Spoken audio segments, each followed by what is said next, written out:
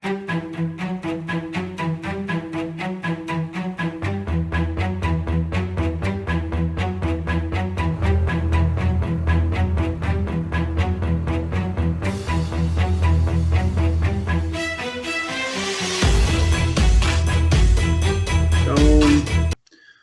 a todos, sejam bem-vindos então à nossa quinta reunião do NPP Login, que é o Núcleo de Pesquisa em Produção, Logística e Inovação do Programa de Mestrado Profissional aqui da Univale, do PMPGIL.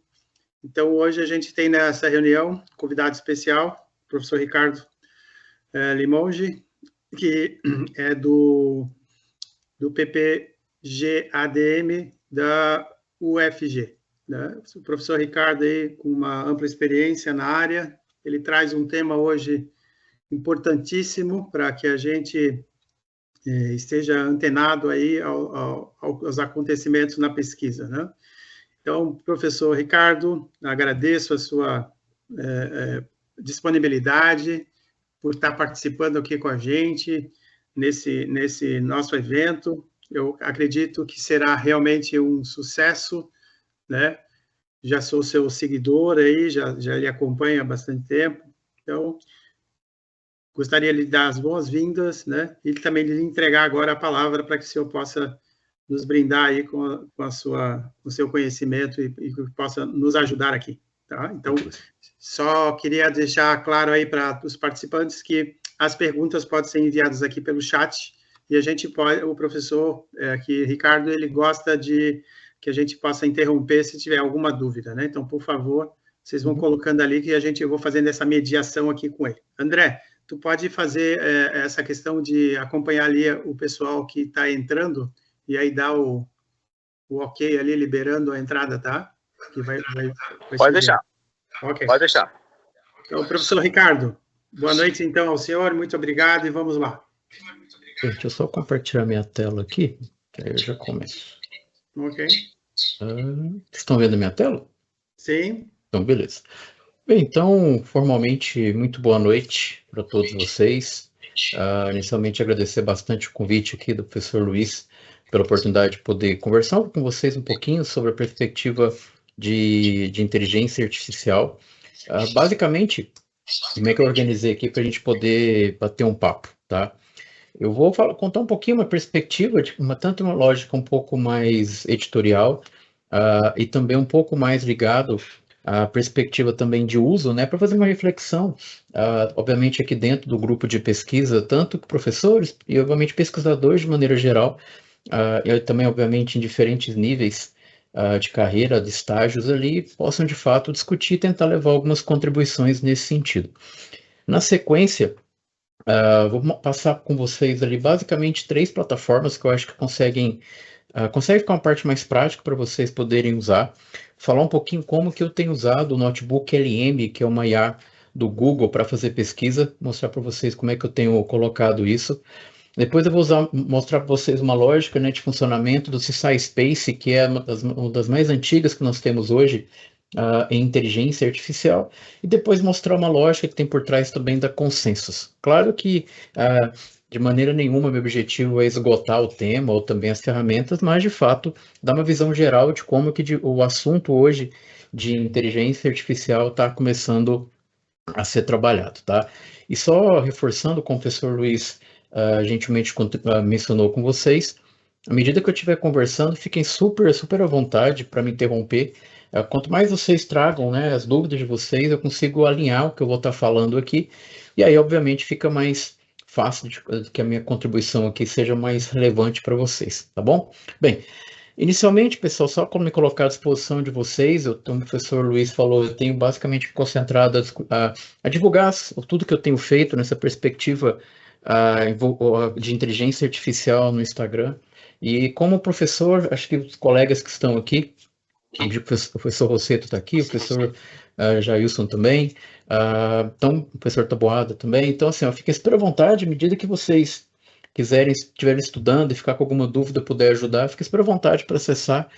Estou bem contente, assim, com o resultado e com a oportunidade de interação com a comunidade, não só dentro da área de administração, mas em público de diferentes perspectivas, desde falar com o pessoal da área de medicina, da área de enfermagem. Hoje eu estava falando com o pessoal da área de agronomia, então é bacana verificar realmente a inteligência artificial perpassando aí, obviamente, por todas as perspectivas. Então, à medida que vocês estiverem estudando, eu puder ajudar também. E, obviamente, eu convido todos vocês, obviamente, pela qualidade aqui da universidade, pela qualidade do grupo, tendo bons trabalhos também para encaminhar para a BAR, que é a Brazilian Administration Review, que é a revista que eu estou como editor-chefe desde maio desse ano. Nós estamos, obviamente, sempre abertos ali a bons trabalhos, a uma série de, digamos, novidades que vão ser implementadas a partir do próximo ano aí. Então, fiquem super à vontade também. Obviamente, convido vocês para conhecerem um pouquinho mais o trabalho que a BAR tem desenvolvido. Só para vocês terem uma ideia, a BAR está fazendo 20 anos agora, no final do ano. Então, realmente, como periódico científico, tem dado uma grande contribuição. Bem, vou tentar comentar com vocês aqui um pouco sobre uma perspectiva de novo pesquisador. Vou trazer alguns contrapontos. Obviamente, não dá para deixar de falar numa perspectiva mais ética do processo. Depois, como é que efetivamente a IA tem sido usada em pesquisa científica. Como eu falei, mostrar basicamente as ferramentas para poder aumentar o portfólio de vocês. Acredito que muitos de vocês, se não estiverem de fato, né, usando a inteligência artificial no dia a dia, já estão por perto disso. Então, a ideia é mostrar alguns caminhos. E, obviamente, a provocação de vocês aí para que nós possamos, de fato, ir discutindo, tá? Bem, grande parte do que eu tenho feito, assim, não, digamos, só na produção científica, eu tenho escrito algumas pensadas, algumas coisas com os colegas. No próximo dia 6 agora, eu vou estar em São Paulo, conduzindo um painel na ABEC, Associação Brasileira de Editores Científicos, e estou fazendo bastante bibliometria para conseguir entender algumas coisas que em relação à ferramenta de IA. E aí eu estou juntando em umas nuvens de palavras para conseguir entender um pouquinho mais como é que de fato a área tem usado. Por quê? Dentre os pontos, né, que tem me preocupado em relação ao trabalhar de fato com inteligência artificial, é como que, infelizmente, nós estamos tendo na academia transparência do uso das ferramentas de IA. Isso me chama uma preocupação. Por quê? Ao meu ver, se existisse, né, por assim dizer, um grande momento, tá, para que nós possamos, de fato, ter uma cultura para o uso de IA, tem que ser agora. As ferramentas estão crescendo. Vou dar um exemplo para vocês que saiu há 6 horas atrás. Uma das plataformas que tem crescido muito hoje, principalmente na área de desenvolvimento, e é o concorrente direto do ChatGPT, é uma plataforma chamada de Cloud. Comentei com o professor Luiz, por isso que a gente teve que mudar um pouquinho. Eu estava em Uberlândia hoje, no aeroporto, eu estava lendo as notícias para passar o tempo. Tem uma plataforma chamada de Cloud, C-L-A-U-D-E, que é uma plataforma com algoritmo que faz páreo ali com o ChatGPT. E eles lançaram agora uma versão em que ele consegue simular e integrar toda a perspectiva computacional. E isso está borbulhando agora na internet, depois eu quero dar uma lida sobre isso, porque efetivamente nós vamos passar agora por um momento que obviamente vai exigir das pessoas, enquanto que estão de fato envolvidas aqui com inteligência artificial, o conhecimento para de fato operacionalizar. E isso eu vou amarrar com vocês, discutindo uma perspectiva, já me adiantando um pouco, que é um caminho que eu acho que todos nós, enquanto pesquisadores, deveríamos passar no kit de entrada no ambiente acadêmico, que é o letramento e inteligência artificial. Eu preciso saber o que faz, o que eu posso fazer, o que eu não posso, e eu tenho que ter conhecimentos aí, obviamente, técnicos ao longo do processo. Mas, dentre as informações, as palavras que mais estão saindo nos contextos que eu tenho analisado em algumas coisas, primeiro a perspectiva ética, eu vou trazer alguns casos para vocês, que basicamente estão preocupando, para vocês terem uma ideia, o número atualmente de artigos que estão sendo tirados do ar, que nós chamamos de retratar, na perspectiva científica, está aumentando. Para vocês terem uma ideia, há um mês e meio atrás, o pesquisador ganhou o Nobel de Medicina no ano de 2022, ele teve um artigo retratado, para vocês terem uma ideia.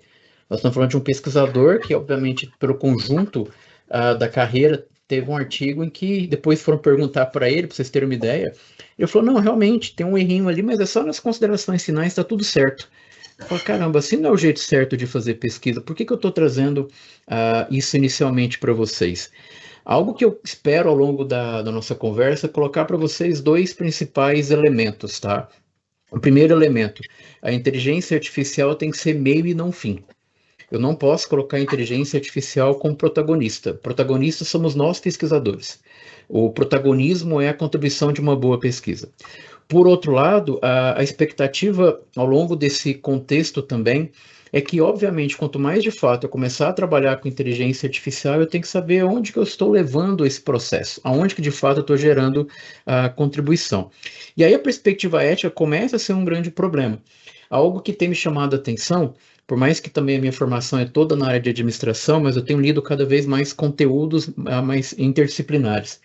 E a quantidade de editoriais que estão saindo tanto na Nature quanto na Science, falando muito de preocupação da relevância das pesquisas, mas também o processo ético. Tanto que, vou dar um exemplo para vocês, na própria ANPAD, né, Associação Nacional de Pós-Graduação em Pesquisa, eu tive a oportunidade de comandar um grupo de trabalho e nós estamos refazendo o Manual de Boas Práticas de Produção Científica. A ideia é dar um norte para todas essas revistas, para vocês terem uma ideia, indexadas na SPEL hoje, que é uma plataforma, né, de administração, contabilidade e turismo, aproximadamente 140, nós precisamos ser mais transparentes em relação ao processo. Algo que eu sempre brinco com a inteligência artificial em relação ao problema ético, ao meu ver, eu vou tentar argumentar isso com vocês, não é que a inteligência artificial está fazendo alguma coisa errada. O problema é que eu brinco dizendo que há boatos que as pessoas mentem. E se as pessoas mentem, por mais que eu crie um processo em que eu coloco uma tela, peço para que o pesquisador afirme e seja claro aonde usou, a comunidade ainda tem um certo receio. E essa perspectiva é tão interessante. Quando eu estava me preparando para me candidatar para a revista, para a BAR, eu fui assistir vários workshops e vários painéis com editores pelo YouTube para conseguir entender algumas visões, obviamente quando eu tinha oportunidade presencial, e compartilhando com vocês, algo que me chamou bastante a atenção. Se nós formos pegar os principais periódicos, e aí eu olhei tanto na área de saúde, que é uma área muito forte hoje na perspectiva de organização científica, mas também na área de administração e afins, o que me chamou a atenção? Os editores das principais revistas internacionais, eles não estão preocupados com a inteligência artificial. O que os editores internacionais estão preocupados é com uma boa pesquisa. Porque eles entendem que não adianta eu colocar efetivamente tudo na mão da IA, ela não vai conseguir entregar uma contribuição.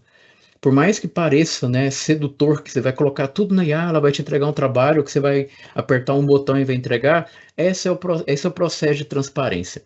Agora, claro que junto com isso eu tenho uma outra grande dimensão que é a perspectiva de ferramenta. Então, como eu argumentei, particularmente a inteligência artificial ela tem que ser meio e não fim. Tive a oportunidade agora no sábado, eu estava no Enangrade falando também sobre IA, e eu levei na sexta-feira, por coincidência, tem um professor de Stanford, professor Eric, eu não sei se o nome dele é diferente, mas professor Eric de Stanford de IA, vocês vão chegar nele, e ele estava no Fórum Econômico Mundial. E na palestra dele foi muito bacana que ele diz o seguinte: o problema não é IA, desde que eu considere que quem está efetivamente criando é o ser humano. Então, a inteligência artificial tem que ser a ferramenta do processo. E aí, isso, obviamente, vão ter alguns desafios, que é a perspectiva de pensamento. Agora, algo que eu tenho estudado e conversado também em diferentes ambientes é mais ou menos a seguinte perspectiva: até onde, efetivamente, nós estamos, de alguma forma, mudando o contexto do pesquisador com ou sem IA? Será que, vamos imaginar o seguinte, no contexto de programa de pós-graduação, ou de quem está numa iniciação científica, até onde que efetivamente o que se esperava de um pesquisador antes do ChatGPT, para fazer um corte em novembro de 22, e olhando para agora, para a evolução que nós temos, o que mudou? Ao meu ver, basicamente nada. Eu espero que o cara tenha contribuição, que ele leia, que se esforce, criatividade, uma série de elementos. Então o pensamento não mudou. O que está acontecendo, obviamente, é uma preocupação de fato em como fazer a ciência como um todo. Por quê? Essa imagem viralizou no finalzinho do ano passado, não sei se vocês tiveram oportunidade de ver, que eu acho que resume muito bem aonde nós devemos colocar a IA. Eu brinco que a gente tem que colocar a IA no lugar dela, que vai dizer o seguinte: eu quero que uma IA vai lavar a louça, vai lavar minha roupa. Essas coisas que são mais operacionais, isso eu vou entregar coisas que obviamente tiram minha atenção ou tiram meu tempo. E aí, de alguma forma, eu vou conseguir me concentrar muito mais na escrita. Mais ou menos, dentre os elementos em que eu defendo é o seguinte: a inteligência artificial ela vai ter que atuar para nós muito mais como um assistente Só que, infelizmente, muitos pesquisadores estão colocando a inteligência artificial como seu supervisor. Só que as decisões da inteligência artificial no ambiente aqui de pesquisa, ele tem que ser nosso. Nós que vamos fiscalizar. A título de curiosidade, vocês pegaram os 3 primeiros artigos do Alan Turing, que é considerado o pai da matemática, o pai da inteligência artificial nessa fronteira, ele vai dizer que a inteligência artificial ela tem que ter supervisão. E no artigo ele vai dizer que a inteligência artificial precisa de um oráculo. Então, ele precisa de alguém supervisionando. Vamos levar para o contexto aqui de pesquisa. Necessariamente, eu vou precisar também que o pesquisador determine o que está certo e o que está errado. Então, acho que é um contexto em que eu tenho que fazer, vamos pensar aqui no contexto de pesquisa. Eu preciso que necessariamente, de repente, uma pesquisa de fichamento, analisar um monte de informação para verificar se de fato eu vou continuar ou não com a pesquisa, ela vai ter que partir de uma perspectiva de gastar muitas horas. Mas por que de repente eu não gasto ali tantas horas me dedicando a entender e refletir sobre a sociedade e contexto de pesquisa? Aí eu acho que de fato estamos colocando a inteligência artificial no seu devido lugar. Por quê? Uma outra perspectiva, talvez, necessariamente, nós, enquanto pesquisadores, nós vamos ter alguns ambientes e algumas dificuldades. Algo que me chama a atenção, e obviamente me incluindo no exemplo que eu vou dar.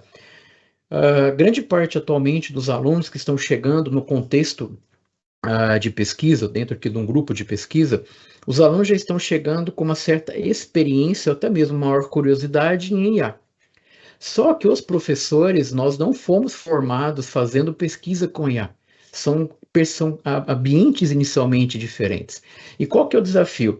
Os professores, orientadores, supervisores, e obviamente que estão lecionando sobre conteúdo, não é a forma que nós aprendemos a pensar. Nós não aprendemos a trabalhar com ferramental de velocidade. E, ao mesmo tempo, vai gerar, com toda certeza, uma série de preocupações.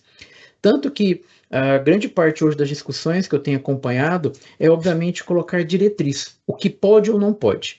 Eu, particularmente, sou favorável à inserção da inteligência artificial de maneira geral no contexto de ensino e pesquisa. Depois eu vou argumentar um pouco nesse sentido. Mas já adianto a vocês que, efetivamente, a forma para que hoje eu consiga me destacar como pesquisador, eu consiga planejar minha carreira, eu tenho que conseguir, obviamente, entender a inteligência artificial, mas ao mesmo tempo olhar para a realidade. Por quê? Ao meu ver, o que nós não podemos inverter? O processo científico tem que vir primeiro. Então, isso quer dizer o seguinte, conversando com alguns professores que estão trabalhando principalmente em matérias de metodologia, mas eu acabei inserindo ferramentas de inteligência artificial. Legal. Só que eles começaram a dar o seguinte depoimento. Olha, eu hoje estou preferindo, por exemplo, primeiro falar do processo científico de maneira sem inteligência artificial, para criar uma estrutura. Depois que os alunos dominam o método científico, eu coloco inteligência artificial. Por quê? Se eu já entro direto com a inteligência artificial, o quanto que eles vão entender o processo que eles fizeram. Então, algo que eu defendo é que a ciência vem primeiro e depois vem a IA. E aí o pessoal da área de saúde, por exemplo, tem argumentado bastante que é um paralelo que faz sentido a discutir nesse contexto aqui conosco, que é mais ou menos eu chegar no laboratório que tem as principais ferramentas, os principais materiais para tomar uma decisão. E eu não estou preocupado em qual a dor, o que eu quero descobrir, mas na verdade eu quero fazer uso da máquina mais potente no laboratório. E isso acaba ficando errado. Por quê? A perspectiva não é a ferramenta. A perspectiva, qual é a contribuição? Hoje, principalmente, na área que eu trabalho mais com métodos quantitativos, o que me chama muita atenção? Métodos robustos para problemas simples. O pessoal está cada vez mais querendo usar rede neural, deixando o negócio cada vez mais complexo, e às vezes uma regressão linear resolve o problema. Então, eu tenho que preocupar em o que eu quero solucionar. Usar muito ou usar pouco a inteligência artificial, obviamente, vai muito de como que eu estou trazendo contribuição ali para a pesquisa.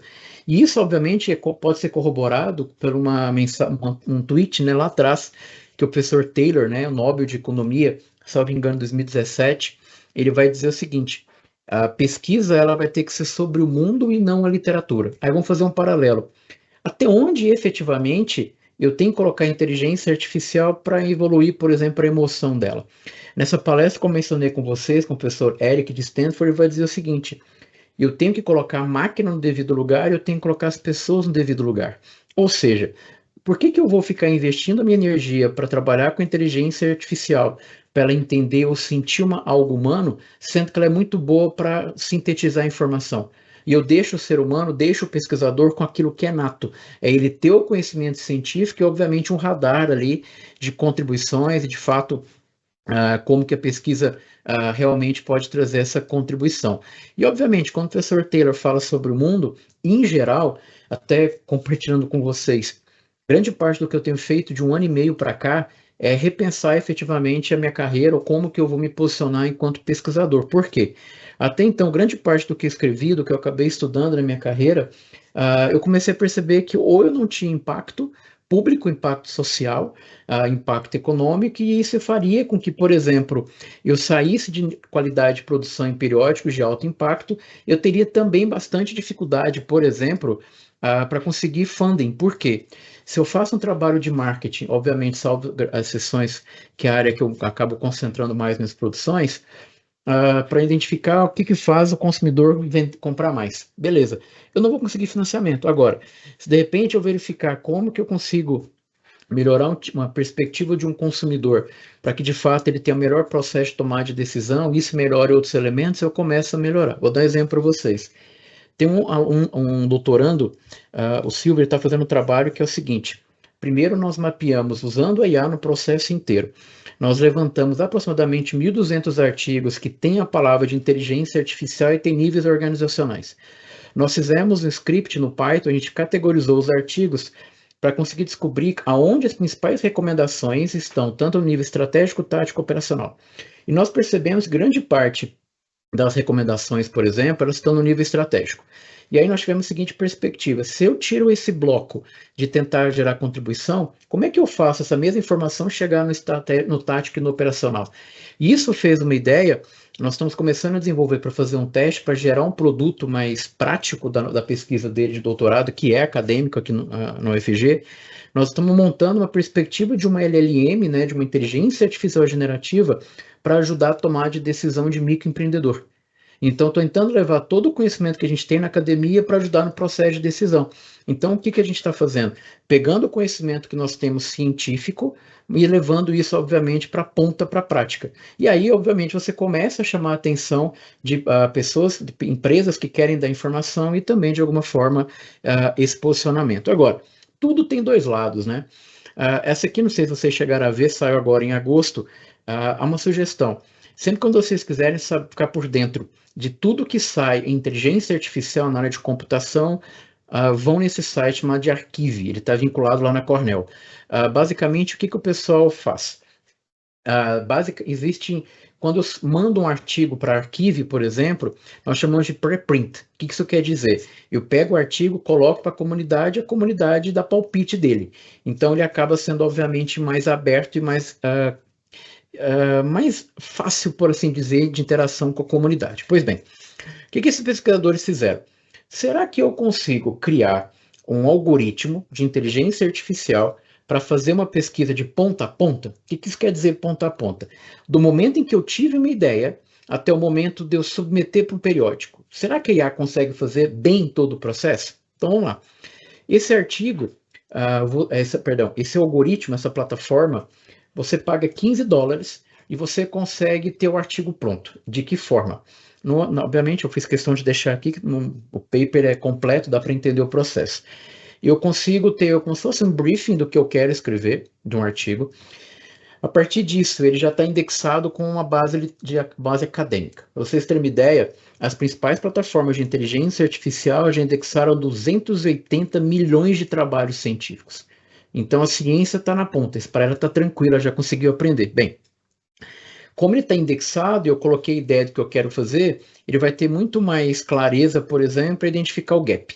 E com o gap, obviamente, ele consegue montar uma estrutura de posicionamento de contribuição. Depois, como ele já mapeou a literatura e está conectado, ele consegue fazer a revisão da literatura super tranquilo.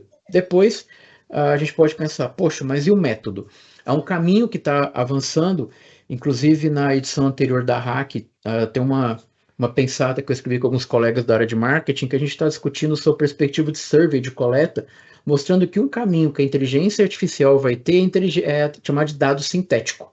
eu tenho uma estrutura original de dados e eu consigo, obviamente, a partir de determinado padrão, eu consigo extrapolar um pouquinho mais, sintetizando os dados. E, obviamente, a precisão acaba sendo legal. Chama Silicon Data, o nome, se vocês quiserem pesquisar depois na literatura. Pois bem, aqui ele vai conseguir trabalhar com a perspectiva de método e ele trabalha com dado sintético.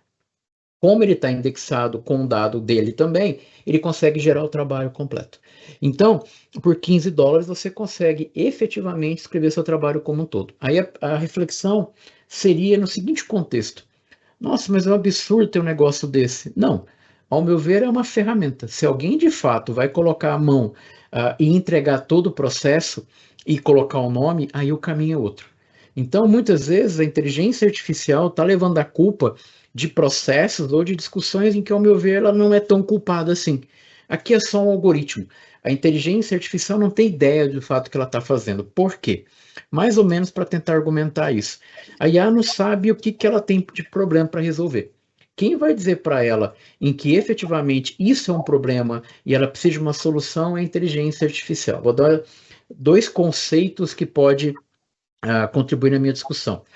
Quando a gente começa a trabalhar, principalmente com a perspectiva de IA e entender um pouco a lógica do modelo, vão perceber que mais ou menos a principal discussão é a seguinte: eu preciso pensar no equilíbrio entre performance e o equilíbrio como a acurácia. Então, o que isso quer dizer?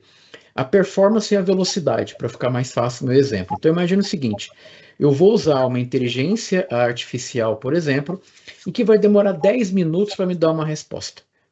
Provavelmente eu não vou usar, não vou ficar toda hora, imagina, 10 minutos para me dar uma resposta. Quanto mais rápido a inteligência artificial entrega, geralmente, pior, obviamente, é a qualidade da informação. Fazendo um paralelo com a mente humana. Quanto mais rápido eu falo, a chance de eu falar besteira é muito maior, porque eu não estou pensando antes de falar. Vou fazer um paralelo agora com a acurácia. Tecnicamente, quanto mais eu estou demorando ou estou falando mais estruturado, pensando na máquina, quanto mais ela está conseguindo testar vários algoritmos, testar várias relações, efetivamente ela tende a entregar uma informação maior. Tanto que o 4OI, que saiu agora recentemente do ChatGPT, ele vai demorar de 7 a 10 minutos para dar uma resposta. Porque aí ele vai testar, vai aumentar a acurácia e a performance vai cair. Ou é um termo, né, que se usa muito na administração, é um trade-off. Eu quero mais velocidade ou eu quero mais precisão? Novamente, a inteligência artificial, ela está treinada para te entregar uma resposta. Talvez você já tenha ouvido falar sobre alucinação, que está obviamente muito ligado a isso. Eu vou entregar qualquer coisa, se está certo ou não, um pesquisador que se vira e resolve isso. Então, em geral, a pergunta que o pessoal faz é a seguinte: qual que é a IA que eu devo usar para fazer alguma coisa? Só que, ao meu ver, a pergunta tinha que ser outra. A pergunta é: qual que é a IA que vai ajudar na minha pesquisa? Em qual estágio? Veja, eu saio de uma perspectiva em que o foco está na ferramenta e eu passo para uma outra perspectiva em que eu domino o estágio, o método científico e vou falar, bem, eu estou na etapa de identificar o estado da arte. Poxa, e eu sei estruturalmente, aprendi no meu curso que o estado da arte é composta de tais elementos. Bem, agora como é que a IA pode me ajudar a descobrir quais são os artigos seminais da minha área? Isso que eu acho que, de fato, nós devemos, enquanto pesquisador, de fato, usar, e, obviamente, ao mesmo tempo, está muito ligado a como que eu acho que deveria ser a cultura de inteligência artificial também aqui em pesquisa. Por quê? O que me preocupa, me chama muita atenção, ao ver o aumento de prompts, tá? Vamos imaginar que grande parte hoje das discussões dentro de algoritmos de inteligência artificial estão ligados no avanço do desenvolvimento homem-máquina. Então, vamos lá. Tecnicamente, um prompt, então, é uma interação. Eu dou um comando e ele me dá uma resposta. Bacana. Só que o que está acontecendo? Grande parte dessa interação, em sua grande maioria, eu não paro para entender o que está acontecendo. Se vocês jogarem por curiosidade no Instagram, qualquer outra informação, alguma coisa como prompt artigo científico, prompt teste, vocês vão ver a quantidade de pessoas que estão dando prompt prontos. Só que o quanto que de fato isso está entregando? Por quê? Provavelmente vocês já devem ter ouvido a seguinte expressão: esse negócio de inteligência artificial não é para mim. Ou, esse negócio de inteligência artificial não funciona para as coisas que eu falo. Por quê? Eu posso ter a mesma ferramenta, eu posso ter o mesmo algoritmo, só que eu tenho que saber o que eu estou usando. E isso, obviamente, acaba tendo um grande impacto, que a lógica que eu vejo é a seguinte: enquanto eu não conseguir mostrar e convencer as pessoas de como funciona a inteligência artificial, eu obviamente vou estar entregando resultado que, obviamente, muitas vezes também pode estar errado. Por quê? O que nós precisamos enquanto pesquisador? Desenvolver uma habilidade de pesquisa para usar a ferramenta de IA. Aí eu volto à minha pergunta. Infelizmente, o que acaba acontecendo, em sua grande maioria, eu estou treinando as pessoas para usar a ferramenta. Quando troca a versão, a pessoa buga, fala, caramba, e agora? Mudou o botão. Por isso que nessas horas de trabalhar com inteligência artificial, eu sempre recomendo em que eu tenho que dar um passo atrás, entender a ferramenta e depois usar a ferramenta. Por exemplo, quem gosta mais de tecnologia, vai perceber que nas plataformas tem geralmente um botão chamado de Discord, que é uma plataforma que o pessoal discute bastante tecnologia. Mas é mais curiosidade mesmo. Antes de eu, de fato, usar uma plataforma, tanto que no Instagram eu não falo de muitas, mas eu faço questão de parar e entender o algoritmo. Depois que eu entendo como é que ela funciona, por que eu apertei e faz tal coisa, eu me sinto mais seguro em usar. Por quê? Lendo esses dias um livro um pouquinho fora do contexto, eu cheguei nesse cara chamado Tudor Jones, que é um gestor de private equity, né, de fundo de capital, em que ele escreveu uma coisa que eu acho que faz sentido, que é o seguinte: bem, vamos fazer um contexto de pesquisa. Nem o homem vai ser melhor que a máquina consegue processar muito mais coisa. Tecnicamente, a máquina consegue, não cansa, e cognitivamente chega uma hora em que eu já não aguento mais olhar para alguma coisa. Só que nenhuma máquina vai ser melhor do que o homem com a máquina. Pensando o seguinte, eu sozinho alguma coisa, mas quando eu entendo alguma coisa e uso a IA como meu aliado, obviamente isso vai fazer mais sentido. Fazendo um paralelo. O pessoal da área que trabalha com pessoas, recrutamento e tal, eu estava lendo algumas coisas, o que eles estão indicando? A perspectiva hoje é a minha preocupação para que eu me mantenha de alguma forma mais inserido no mercado de trabalho, eu tenho que me preocupar não com a inteligência artificial. Eu tenho que me preocupar com as pessoas que estão usando inteligência artificial melhor do que eu. Porque tecnicamente a IA está acessível para todo mundo. E então, de alguma forma, como usando a IA, obviamente eu consigo estar no comando e entregar alguma coisa diferente. Então, efetivamente, usar a inteligência artificial vai nos tornar competitivo, mas, e aí tem um desafio. Hoje, infelizmente, poucas instituições a que eu estou vinculado passam, obviamente, nesse contexto, nós não temos acesso a assinaturas de IA. Enquanto em grandes instituições que têm um capital, um funding maior para o processo, a galera está em tudo quanto é assinatura no processo. Então, necessariamente, qual que é acho que é o contexto em que nós vamos passar? Efetivamente, quanto mais eu tiver acesso à ferramenta de inteligência artificial, mais tecnicamente eu vou conseguir ser mais rápido para produzir um artigo. Não sei se vocês viram, mas a palavra qualis não pode mais existir, né? Agora é uma lista de periódicos. E esses periódicos vão criar basicamente agora 4 critérios. E esses critérios têm um indicador que é no Brasil, falando em administração, só que tem outros que são indicadores internacionais. Então agora, efetivamente, eu vou competir com a galera do mundo inteiro e vou competir com as pessoas, instituições que têm recurso, e aí, obviamente, eu tenho que produzir na mesma qualidade, com a mesma densidade. Agora, imagine o seguinte contexto. Se eu tenho uma assinatura de inteligência artificial, eu posso fazer o fichamento da literatura para identificar uma lacuna em minutos, quantas vezes eu quiser. Enquanto instituições que não têm acesso a plataformas de fichamento, eu demoro um mês para fazer um fichamento de qualidade, vou para uma reunião de orientação e chegamos à conclusão na reunião em que não achamos a palavra-chave correta ainda. Eu volto para fazer. Eu perco 2, 3 meses para achar algo para começar a trabalhar. Enquanto outras instituições e pesquisadores que têm acesso, a bronca é mais rápida. E aí, obviamente, para deixar um pouco mais tangível, tá, o que eu acabei de comentar com vocês, vou mostrar um pequeno fluxo de algumas coisas que eu ando fazendo e inserindo, obviamente, nas minhas pesquisas a perspectiva de inteligência artificial. Dentre os temas em que eu estou puxando agora para tornar minha principal pesquisa, é uma perspectiva de algumas coisas que eu andei lendo, que é uma área mais de fronteira. Então, o tema que eu comecei a mergulhar estudando agora é chamado de inteligência híbrida. É como que a inteligência humana mais a inteligência artificial somadas eu consigo potencializar o processo de tomada de decisão. E aí eu puxo economia, puxo um pouco de economia, puxo a parte de computação de maneira geral nesse processo. E aí, toda pesquisa efetivamente começa numa etapa mais exploratória. Então, isso aqui, salvo engano, meados de março, alguma coisa já avançou, mas eu acho que aqui me dá facilidade para argumentar alguns outros pontos. Vamos lá. Basicamente, toda pesquisa precisa de um protocolo. Esse protocolo clássico para todos nós, pega a base de dados, testa a palavra-chave e acha o quantitativo de informação. Legal. Aí eu vou passar um ponto para vocês. Mediante o primeiro filtro que eu fiz no início, chegamos aí a 107 artigos. Bacana. Como pesquisador, o primeiro problema, 107 artigos. Imagina eu ter que conseguir 107 PDFs. Demora. E grande parte desses PDFs, muitas vezes eu não tenho acesso, porque são fechados. Bem, existe basicamente hoje 3 programas de gerenciamento bibliográfico: EndNote, Mendeley e Zotero. O Zotero, para mim, é o melhor, porque ele está conectado, em sua grande maioria, dentro das plataformas de IA. Pois bem, tem uma plataforma que eu brinco que ninguém usa, chamada de SciHub.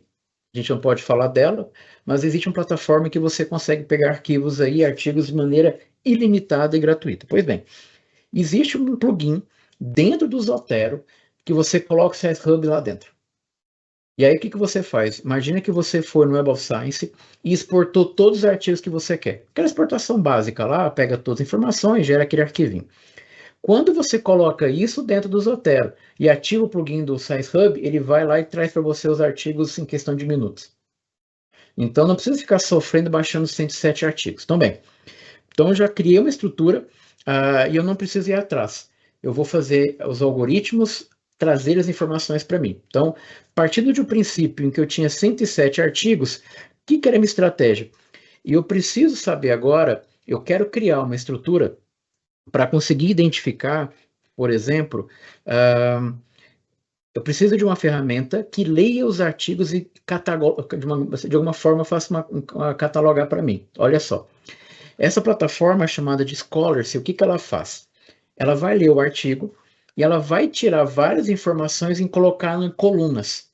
Então, imagina o seguinte, é como se ela já soubesse uma estrutura de onde estão os pontos principais do artigo, lembrando que num guarda-chuva eu tenho inteligência artificial, depois eu tenho machine learning. Machine learning trabalha com repetição, aprendizado. Tira, coloca, vai dando mais informação. Pois bem, então, a partir dos 107 artigos que eu comecei a trabalhar, qual foi outro ponto? Eu precisava que ele fosse no texto, arrancasse as informações e eu conseguisse percebê-la de maneira visual, para que eu tivesse as palavras. Pois bem, em questão de alguns minutos, ele gera um arquivo no Excel mais ou menos como isso aqui. Cada coluna é uma categoria, uma informação do artigo, e cada linha é um artigo. Não sei se, obviamente, está bem pequeno, mas onde eu deixei o mouse marcado aqui, onde eu estou passando o mouse, é uma coluna, por exemplo, de conclusão, depois eu tenho limitação e depois eu tenho trabalho futuro. Pois bem, algo que eu sempre brinco, que eu falo publicamente, eu tenho total inabilidade com o método qualitativo. Total inabilidade. Só que, como pesquisador, nós temos que, isso eu tenho falado muito para o pessoal aqui, meus alunos, nós temos que ser bom em método. Porque o que começa a perceber? Quanto mais eu tento direcionar meu problema para o meu método, mais eu enfraqueço a contribuição do meu trabalho. Eu tenho que focar na contribuição. E se eu não sei o método, eu vou atrás de alguém para fazer uma parceria e eu vou conseguir resolver o meu problema da melhor forma. Pois bem, falei, eu preciso estudar método qualitativo, porque senão eu preciso ser um pesquisador melhor. Só que, obviamente, eu fui estudar método qualitativo da minha zona de conforto, quando envolve programação. Então, eu fui estudar método qualitativo por meio do Iramutec, em que eu uso dentro do R.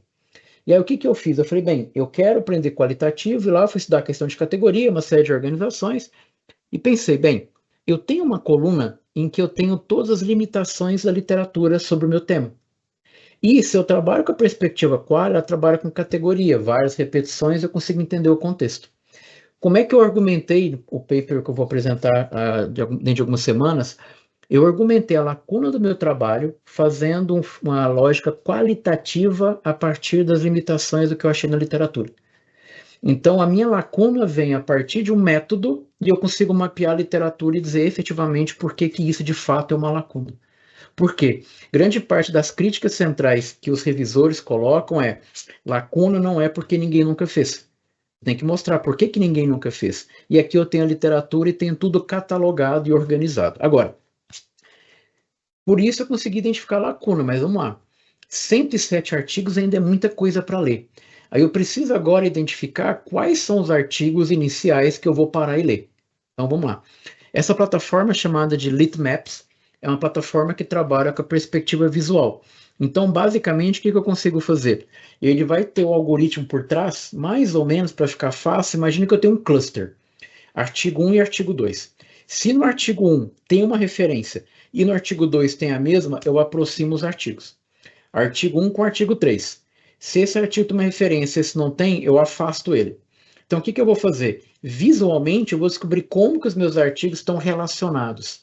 Vai ficar mais fácil de eu, por exemplo, identificar o contexto, até certo ponto, a aplicabilidade. Pois bem, eles geram algo mais ou menos como isso aqui. Qual que é a interpretação? Se vocês olharem, eu tenho basicamente no topo dois lados. O esquerdo é um artigo de 2010. E vocês podem ver que ele não está relacionado com ninguém, ele está isolado. Ótimo. Eu já posso entender que esse artigo está fora. Esse artigo não teve impacto, ele não tem relação com o que eu estou estudando, então está fora da jogada. Agora, se eu olho para o lado, tem um artigo ali de 2019 e ele tem essas relações com a parte de baixo. E, obviamente, essas relações com a parte de baixo, se vocês verificarem, ele tem dois blocos. Então, eu tenho o principal e eu tenho os dois. O que isso quer dizer? Para começar a estudar, se eu pegar essa parte que está do lado direito, há uma relação. E, obviamente, existem contribuições entre eles. É como se, de alguma forma, o de 2019 fosse seminal, porque vocês vão perceber que numa lógica mais no eixo Y aqui, obviamente, ele tem o mais novo, o mais antigo e depois os mais novos, e eu consigo entender agora quais artigos eu vou parar e vou ler. Então, por mais que eu tenha mapeado e feito a seleção de 107 e eu quero explorar a área, eu não quero chegar ali 107 artigos e falar, caramba, se eu tivesse lido 20, eu teria mapeado muito bem a área. Não é esse o meu foco. E aí, basicamente, um ponto que é importante é, nós temos hoje, efetivamente, inteligência artificial para fazer literalmente qualquer etapa do processo científico. Para vocês terem uma ideia, lendo, e isso aí tem a primeira editorial, quando eu assumi a Bayer, eu falo um pouco disso, mas eu estou preparando algumas coisas complementares. Como que eu acho que nós devemos usar a IA em pesquisa? Primeiro, a IA tem que ser estrutura e não conteúdo. Então, eu estou entendendo uma área, eu gostaria que ele me desse uma proposta de um sumário. Aí está certo. Agora, eu não posso pedir para que, além dele montar o meu sumário, ele escreva as minhas seções. Aí está errado o uso da IA. A IA é meio e não fim. O que as revistas, né, os editores estão recomendando? Você pode melhorar o texto, mas você não pode criar nada com a inteligência artificial. Então, ela é estrutura e não conteúdo. Outra perspectiva, ao mesmo tempo em que a IA ela não é algo que parece que não existe, mas ela também não é tudo isso como estão dizendo agora. Então, eu tenho que entender que ela não é uma utopia, mas também não é uma distopia. Então, efetivamente, eu tenho que colocar a IA no devido lugar. Outra perspectiva que eu tinha mencionado com vocês mais atrás, eu preciso entender que o dono da pesquisa sou eu. Então, a IA não está falando o que eu vou fazer. A IA é minha assistente. Então, efetivamente, a IA ela não tem experiência. Eu vou dizer para ela aonde ela está acertando, aonde ela está errando. E, claro, a perspectiva do próprio pensamento crítico. Será que eu recebi está correto? Será que eu recebi não está correto? E aí, para um ponto que também geralmente me perguntam, que eu acho interessante mencionar. Esse artigo que é de 2023, os pesquisadores fizeram testes de algoritmo com 37 idiomas para descobrir, será que quando eu faço pesquisa em inglês, eu tenho resultados melhores? Esse estudo pegou 37 idiomas e classificou uma série de tarefas entre fácil, médio e complicado. E ali, como está no resultado, vocês vão perceber, o inglês é o melhor resultado que eu tenho para inteligência artificial. Por que eu estou dizendo isso para vocês? A língua mãe, por assim dizer, da ciência é o inglês. Se nós quisermos, de fato, ter melhores resultados, eu preciso pesquisar em inglês. Mas eu não sei inglês. Tranquilo. Use o próprio ChatGPT para traduzir. Mas vocês vão perceber que perguntar em inglês gera resultados melhores. E isso, obviamente, para pesquisa, a argumentação faz sentido. Por quê? Se eu pergunto em inglês, ele vai na base de um texto que está em inglês e devolve o resultado. Se eu pergunto em português, ele vai ter que traduzir. Depois que ele traduz, ele vai para o inglês para descobrir o que é. Aí ele faz o processo inverso. Então a chance dele errar aí, obviamente, acaba sendo muito maior também, tá bom? Outro aspecto aqui também que vale a pena é o seguinte: provavelmente, quanto mais, obviamente, eu leio, mais eu aprendo. Só que o que acontece muito enquanto pesquisador? Muitas vezes nós vamos gastar muitas horas lendo muitos artigos e, na verdade, 2 vão poder ajudar e entrar no texto. Então, vamos lá. O segredo que eu acho que todo mundo tem enquanto pesquisador. Provavelmente, né, já confessando que eu tenho também, eu tenho uma pastinha no computador em que eu chamo assim, artigos para ler, ou artigos importantes. E aí você vai pegando, você vai jogando coisa lá, e depois você tem medo de abrir a pasta, porque vai ter tanto arquivo lá que você fala, não, um dia eu vou organizar. Qual que é a estratégia da IA? Cognitivamente, se eu parar para uma pasta dessa, ler 100, 200 artigos, eu não vou aprender nada, eu vou cansar. Agora, por que eu não estabeleço critérios para a inteligência artificial selecionar os melhores artigos e depois eu leio realmente os melhores para a minha área? Então, imagine o seguinte, eu posso pegar os artigos, defino qual é o objetivo, faço com que ela leia e, obviamente, eu começo a interagir. É mais ou menos uma lógica como o chat PDF, o próprio chat GPT faz. Você sobe o documento batendo papo com ele. E aí, de alguma forma, eu vou parar, ao invés de ter 100 artigos e eu cansar cognitivamente, eu vou ler 10, 15 artigos muito bem lidos. Mas eu li realmente aquilo que faz sentido para a minha área. E aí, obviamente, vocês entenderam um pouco o fluxo. Como é que, de fato, a inteligência artificial funciona nesse processo como um todo? Basicamente, cada setinha dessa aí, obviamente, está ligado a uma informação. Então, como eu mostrei para vocês lá no Scholars, eu tenho colunas, são informações ou grupos, e cada linha é um artigo. E aí eu tenho hoje, para vocês terem uma ideia, uma pancada de software, de aplicativo para tudo quanto é coisa de IA. Só que eu fiz questão de marcar aqui para vocês, eu tenho ali uma marcaçãozinha em vermelho, ó, chamada de grátis, free. Só 2 são gratuitos. E a tendência é que nenhum seja. Por quê? O que efetivamente a inteligência artificial faz? Ela gasta processamento. Imagina pesquisadores do mundo inteiro fazendo requisição. Alguém tem que pagar a conta do processamento. Por isso que o notebook LM do Google que está aberto não vai demorar para fechar, porque eles estão numa etapa assim, está aberto, use e treine para mim. Depois que o modelo ficar bom comercialmente, ele fecha, quem quiser vai pagar. Vocês pegaram Elicit, por exemplo, primeiro do lado esquerdo, fez isso. Aberta, tirava problema de pesquisa, gerava conceito, era uma maravilha. Um belo do dia ele fecha e fala, a partir de agora são X dólares por mês. E não adianta, alguém tem que pagar essa conta.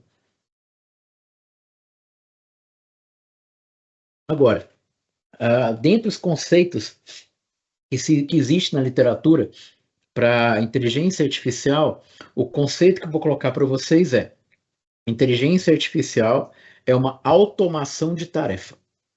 Então, bem, aquilo que eu demoraria muito, ele vem e faz para mim. Então, criei 3 dimensões aqui, obviamente tem umas coisas por trás, mas fica mais didático aqui.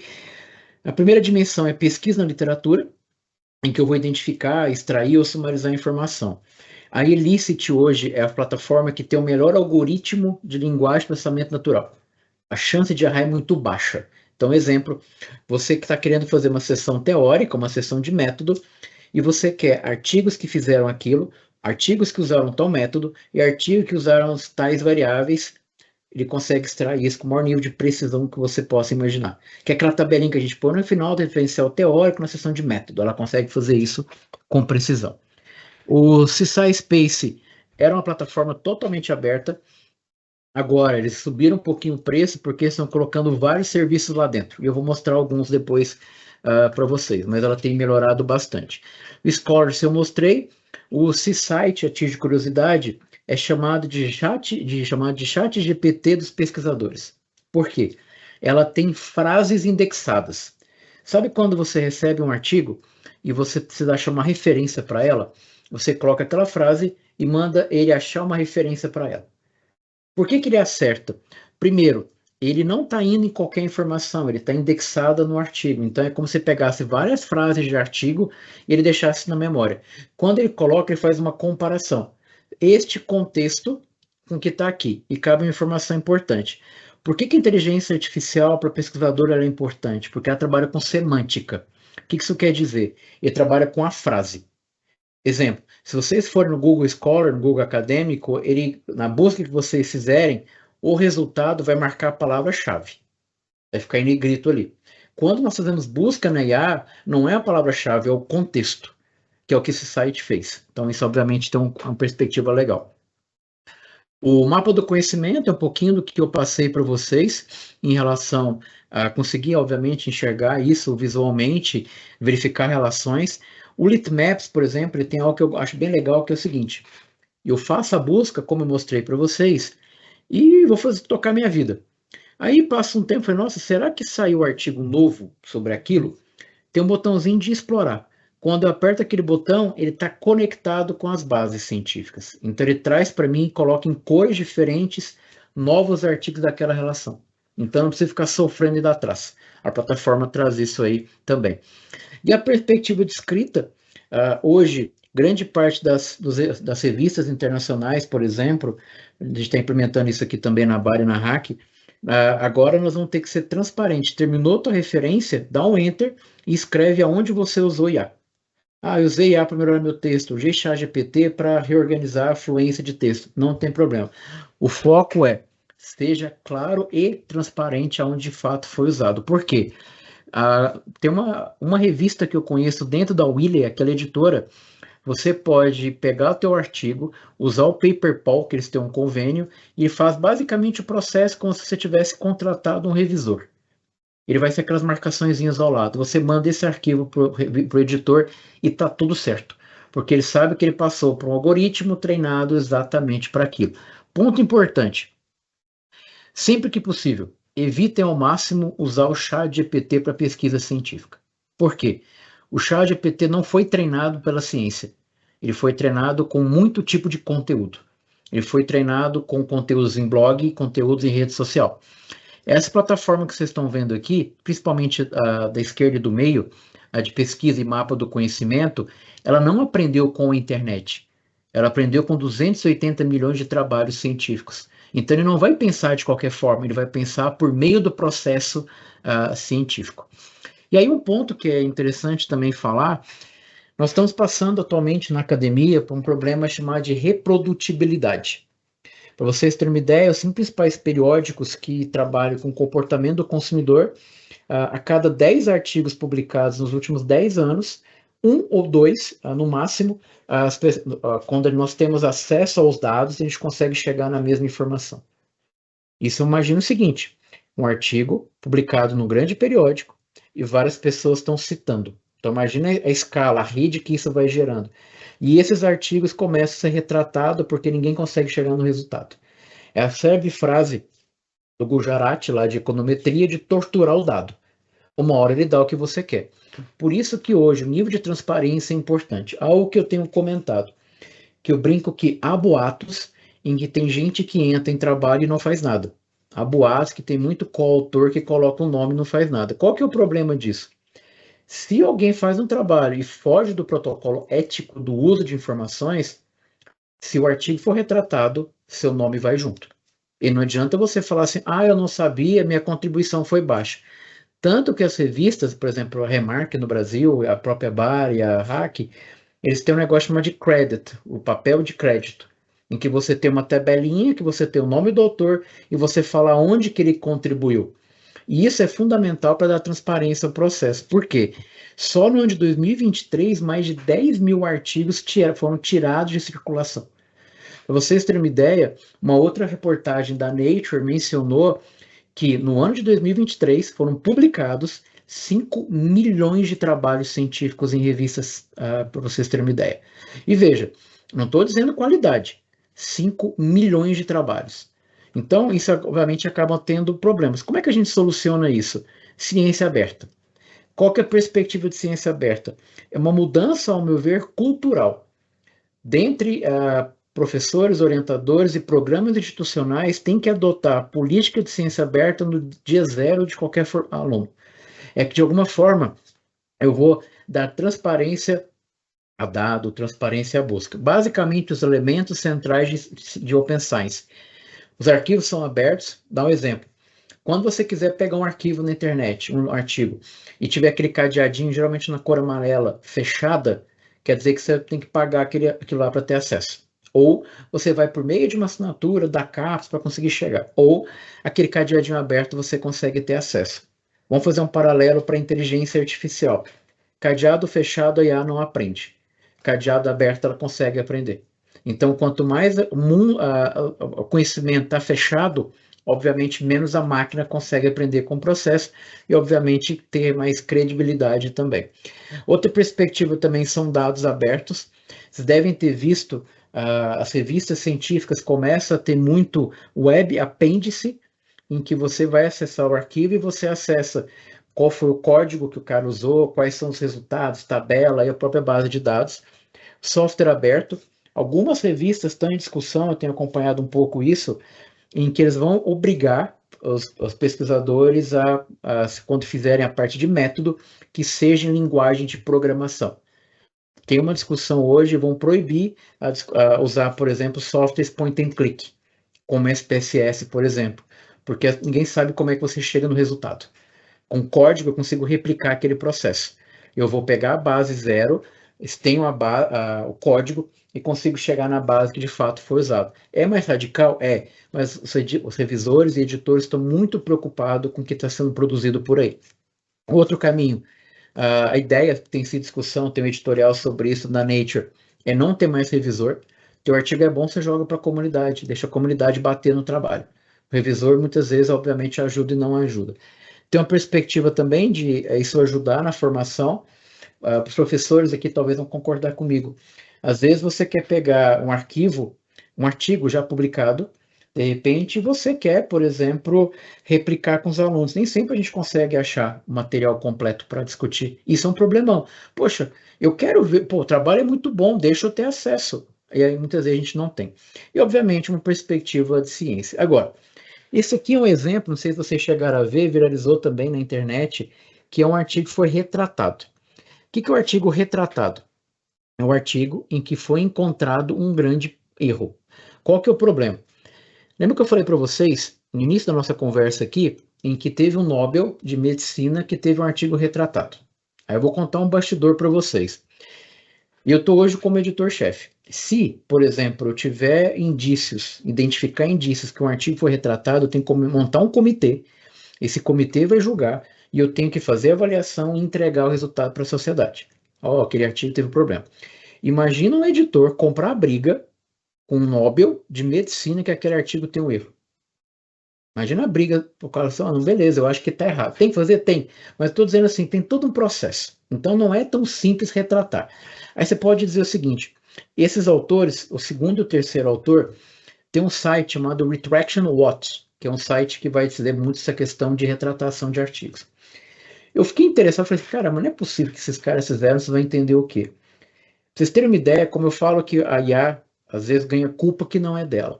O segundo e o terceiro autores, eles tiveram um problema nessa revista e em uma outra revista ao mesmo tempo.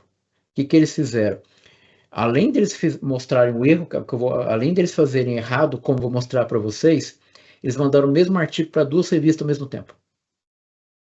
Então, assim, a IA não está errada. O cara está fazendo errado, é o processo ético do pesquisador. Olha o que ele fez. O que está em amarelo é o início da introdução do trabalho. Que está dizendo lá, certamente aqui está uma possível introdução para o seu tópico. Isso é o output do chat GPT. Aí você fala, poxa, é um absurdo. Aí eu vou colocar mais uma camada no absurdo. Processo editorial. Você manda para a revista. Primeiro grupo que lê, equipe administrativa, vê se está no formato. Depois, cai na mão do editor-chefe. Ele tem que ler o trabalho para ver se vai ou não vai. Depois, se entender que vai, a leitura, ele vai passar para o editor associado, que é um cara que conhece aquele tema. Se ele entender que está legal também, que acaba tendo uma discussão, ele manda para 2 revisores. Equipe administrativa editor-chefe, editor associado e 2 revisores. Passou por pelo menos 5 pessoas. Como que um trabalho passa por 5 pessoas e deixa publicar um artigo com um erro desse? Qual que é a discussão que se tem hoje em alguns editoriais da Nature? Da forma que está sendo feito, muito parecerista fazendo revisão de artigo com IA, muito autor fazendo artigo com IA, uma crítica de um pesquisador holandês é: daqui a pouco nós vamos dar um passo para trás e deixa a IA fazer ciência. Porque uma escreve para a máquina lê, deixa ela discutir. Eu vou cair fora, não faço mais a ciência no processo. Agora, isso tudo tem dois lados. Essa escritora, não sei se vocês viram também, ela escreveu um romance, um livro bastante elogiado, e ela ganhou um prêmio, não me engano, nos Estados Unidos. E na internet tem uma entrevista dela. E aí eu fui entender, eu ouvi a entrevista dela, e ela coloca 2 pontos que eu acho que faz um paralelo muito importante para a inteligência artificial. Ela diz o seguinte: na entrevista, fala: é um absurdo, como é que você usa o ChatGPT para escrever? Ela falou: vamos lá, 2 pontos. Primeiro, usei ChatGPT? Usei, mas não tinha nenhuma cláusula no meu contrato com a editora e não tinha nenhuma cláusula para concorrer ao prêmio que não podia usar IA no texto. Ponto. Aí vamos levar a argumentação. Não adianta eu dizer para um aluno que pode ou não pode se não tiver escrito em algum lugar. Não pode dizer que ela não usou, ela errou e usou. Não, mas peraí, em que momento que alguém contou para mim, por exemplo, que não podia? Pois bem, segundo ponto que ela argumenta, que eu acho que é importante quando eu falei para vocês que a IA é ferramenta. Ela diz o seguinte na entrevista: ó, segundo, é um absurdo usar ChatGPT, mas vou contar um negócio para vocês. Eu só consegui chegar na qualidade de um livro ser premiado porque eu domino a IA e eu domino literatura. Não é porque vocês têm acesso à mesma ferramenta que vocês conseguiram escrever um livro com potencial de ser premiado. Então, ponto. Aí você não tem argumento. Ela está totalmente correta, ao meu ver, nos 2 ambientes. Primeiro, não está escrito, eu não posso questionar. E segundo aspecto, eu vou usar melhor a inteligência artificial quando de fato eu entendo o que está acontecendo. E aí, novamente, será que a IA é o grande problema? Pois bem, essa plataforma chamada de Paper Wizard ao meu ver, uma das melhores plataformas se você quiser uma baita de uma revisão do teu trabalho. Às vezes, se você quiser terminar teu artigo e quiser uma revisão de ponta, vale a pena você mandar para cá e não mandar nem para a revista primeiro. Eles fazem, ele está indexado na literatura, faz um parecer de 8 páginas, 10 páginas, ajuda texto, mostra referência, mostra argumentação, muito boa. Pois bem, nessa plataforma, eles fizeram mais ou menos o seguinte: você sobe o arquivo, faz o parecer fica muito parrudo. E aí eu fui entender novamente, antes de usar a plataforma, eu vou entender a usabilidade. O que me chamou a atenção? Dentro do Discord da plataforma, chega um pesquisador, isso foi em julho agora que eu vi isso. E o pesquisador vai lá no fórum e diz o seguinte: nossa, gostaria de compartilhar com vocês uma grande notícia. Acabei de ganhar um prêmio como melhor revisor de uma revista internacional importante da minha área. Adivinha como que ele ganhou o prêmio de melhor revisor? Ele pegou um artigo para revisar, jogou na plataforma, pegou o parecer e mandou para a revista falando que é dele. Novamente, a IA é feita, ela é criada. Se ela está fazendo certo ou não, a responsabilidade é toda nossa. Outro ponto que discutem bastante comigo também: a inteligência artificial gera plágio. Não tem como a IA gerar plágio porque tem um modelo probabilístico por trás. Agora, outra discussão que tem por trás é: mas como é que fica então o percentual de IA? Professores estão preocupados, alunos também preocupados com isso. Também não esquenta a cabeça com isso. O foco é consciência, o foco é cultura de uso. 17 de setembro de 1787 é publicada a Constituição Norte-Americana. Aí um pesquisador tem uma ideia que eu achei sensacional e estou replicando ela aqui. Ele pegou o texto da Constituição Norte-Americana e jogou na plataforma para identificar o percentual de IA no texto. Obviamente, 1787, espero que seja 0. Olha quanto deu. Então, eu posso afirmar que a Constituição norte-americana foi feita com IA. Então, hoje, levar uma discussão e dizer assim: um texto científico deu 80%, deu 90%, esquece. A preocupação deveria ser, obviamente, em mencionar, em citar, de fato. E para mim esse é o ponto mais importante. Compartilhando com vocês aqui 3 textos antes de entrar no ferramental, tive a oportunidade de, como eu falei para vocês, navegar em áreas diferentes. Escrevi um editorial para a Revista Brasileira de Enfermagem, mostrando um pouco como que um processo chamado de prática baseada em evidência, o pessoal de saúde faz muito isso, que a IA pode ajudar. Para nós, geralmente, ciências sociais aplicadas, é mais ou menos o seguinte: eu tenho lá na seção de resultado, eu tenho análise de resultado, tenho discussão de resultado. É como se eu usasse a inteligência artificial para escrever a discussão de resultado. Como é que eu vou corroborar? Então a gente discute alguns elementos nesse sentido. Aqui na Feature, na USP, como convidado, escrevi um editorial falando um pouquinho de uma perspectiva de uso de integridade ética com IA. E ali também o que eu me torno mais preocupado é, esquece essa preocupação de ficar correndo atrás. Hoje, começo a ouvir histórias meio assustadoras ali, como umas pessoas pelo Instagram. Nossa, meu orientador, minha orientadora falou que se usar IA, você é expulso do programa. Aí eu fico, cara, não é uma caça às bruxas. Coloca a regra na mesa. Eu não vou entrar na discussão se usa ou não usa, cada um tem uma perspectiva. Obviamente, sou favorável ao uso. Mas coloca a regra. Até aqui pode, até aqui não pode. Coloca a regra na mesa. Você deixa avaliador de banca mais tranquilo, você deixa o orientador mais tranquilo, você deixa o aluno mais tranquilo. Um exemplo que está acontecendo comigo aqui no UFG, de um programa. Eu, em sala de aula, eu falo para os alunos, usem, mas eu quero o prompt, eu quero saber como é que você chegou naquela informação. E os mesmos alunos têm aula com outros professores, e o professor fala, se eu pegar usando IA, eu dou 0 para você na matéria. Aí eu fico imaginando como é que coitada a cabeça do aluno. Meu Deus, aqui pode, aqui não pode. Meu Deus, esqueci que não podia. Imagina a loucura que vai ser na formação do aluno também. E aqui o que eu gostaria que convidar vocês para ler o editorial último da BAR, em que nós escrevemos sobre um contexto que está sendo discutido em algumas instituições britânicas, que é letramento em IA na pesquisa, que é o AI Literacy Research, ou seja, é como se fosse efetivamente um kit de boas-vindas ao pesquisador com a IA. Então ali, por ser obviamente o editorial é mais curtinho, mas ali nós estamos discutindo assim, como que de fato os modelos de LLM, os modelos de inteligência artificial generativas, como é que eles são feitos e, obviamente, depois eu operacionalizo um pouco, mostrando como que o letramento funciona, mas quais são os elementos, ou, enquanto pesquisador, o que eu tenho que saber de IA. Então a gente coloca alguns elementos ali, novamente, fique à vontade para ler, dar sugestões também das discussões, mas é mais ou menos conseguir dar uma visão geral para a comunidade de cenários ou de alternativas de como que efetivamente nós podemos nos posicionar e do que saber. Por quê? Dentro do que está no material é mais ou menos o seguinte, o letramento é mais ou menos aprendizado. Tá? 2 anos atrás estava na moda falar de letramento em ciência de dados. Então, Data Science Literacy, mesma perspectiva, que é a seguinte, primeiro, eu vou ter que falar para o pesquisador uma colaboração de homem e máquina. Como é que funciona? Exemplo, por que se torna tão importante usar uma IA e eu ter o dedinho para cima e o dedinho para baixo? Que é concordo ou não discordo, gosto ou não gosto. Eu estou treinando a máquina. Entender isso é importante para o processo de interação. E entender o contexto aplicado. 2 meses atrás saiu um artigo que vai mudar muito a estrutura de prompt chamado de Chain of Thought, cadeia de pensamento, em que muda muito a estrutura de prompt. Isso vai ter uma mudança na lógica de algoritmo em IA muito em breve. Isso é o contexto.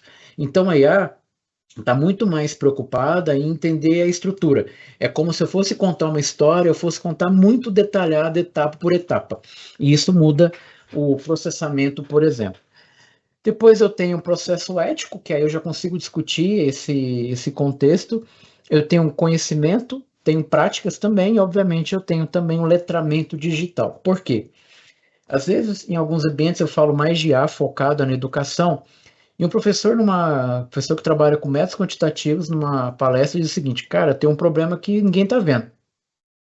Eu vou dar aula para os meus alunos, falar sobre R, Python, beleza? E eu percebi que o problema não é a programação. Eu tenho aluno hoje que não sabe mais usar o Windows. Não sabe como criar uma pasta. Por quê? grande parte dos alunos que estão entrando na graduação, por exemplo, eles não passam mais tempo no computador, eles passam tempo no celular. E quando eles vão para o computador, eles esquecem como é que usa o computador, como é que cria uma pasta, como é que localiza, como é que vincula. Isso está ligado a uma perspectiva de letramento digital. Tem alguns trabalhos de educação começando a sair. Então, em resumo, pensando em pesquisa em IA, o que pode melhorar? O que não pode criar? A ideia, o insight, a estratégia, o que você quer fazer tem que vir de você. Algumas discussões atuais, para vocês terem uma ideia, que começa a ter caminhos aí, tá? Nós temos que gerar 2 arquivos e mandar para uma revista, tá? Isso tem algumas discussões, principalmente lá fora. Você vai escrever teu artigo, vê e guarda ela. E aí você usa a IA, melhora teu texto. Você vai mandar os 2 artigos para a revista. O editor quer saber de onde você partiu e aonde você está, para você garantir que a ideia central é sua. Então, é um dos caminhos que começam, de fato, a avançar. Antes de eu mostrar as ferramentas, fazer um convite para vocês. Agora, a partir do dia 31, eu vou começar um curso tudo gratuito, aberto, não vou vender nenhum infoproduto. Outro dia uma pessoa mandou assim, você vai dar uma aula aberta, exclusiva, no final vai vender um curso? Não, não vou fazer isso. Eu vou pegar basicamente uma aula que eu estou dando aqui na UFG, que é disso, mas eu vou encurtar um pouco. Criei um projeto de extensão, porque o pessoal pediu certificado, algumas pessoas, para isso é importante. Então, basicamente, o que eu estou comentando com vocês, mais mergulhado, eu vou fazer isso aberto ali no YouTube, vai ficar disponível, é uma forma de alguma forma, eu dar minha contribuição sobre a temática também, de maneira geral, tá? Então, se fizer sentido, vão ser todos bem-vindos para a gente poder bater um papo, tá bom? Bem, eu vou virar a chavinha da discussão agora, falar basicamente sobre 3 ferramentas nesse tempinho final aqui. Não sei se alguém tem alguma pergunta até aqui. Vou mudar um pouquinho o foco da conversa agora. Não, professor, até agora o pessoal aqui não teve nenhuma pergunta, mas eu gostaria de aproveitar aí já para dar uma relaxada um pouco, né? Muito interessante, né, suas colocações, com certeza. Eu só fiquei com uma dúvida. O senhor falou ali na parte de ciência aberta, né? Uhum. Só que existe uma discussão aí do Open Access, né? Porque o Open Access, realmente, algumas revistas, você tem um custo muito alto para publicar, e aí você não vai ter o dinheiro para fazer esse investimento, né? Uhum. E isso não seria uma forma também de exclusão de pesquisadores, ou seja, tu vai criar um nicho de... Então, não teria também essa, vamos dizer assim, desvantagem? Concordo 100%. Vou te dar um contexto. Eu não me lembro se foi em abril ou maio, a CAPES soltou uma portaria permitindo abrir editais públicos para financiamento de publicação em Open Access. Então, é mais ou menos o seguinte, você vai conseguir uma verba para, caso seu artigo seja publicado, ele se torne acesso aberto. Então, eles já entenderam isso como um ponto importante. Agora, outro aspecto nesse contexto que é interessante. Tem um pesquisador dinamarquês, eu esqueci o nome dele agora, em que ele fez um levantamento que eu achei interessante. Ele diz ali o seguinte, nós estamos em outubro, se eu não me engano, até agosto, o lucro líquido, última linha, da Emerald foi de 4 bilhões de dólares. Aí ele foi fazer uma discussão que faz total sentido, tá? Para alinhar, não sei novamente muito o perfil do pessoal, mas olha só, quando eu publico um artigo em uma revista científica internacional, isso é a grande maioria, o artigo publicado eu faço uma carta de cessão de direitos autorais e mando para a editora. E aí o que acontece? Como é que a editora ganha dinheiro?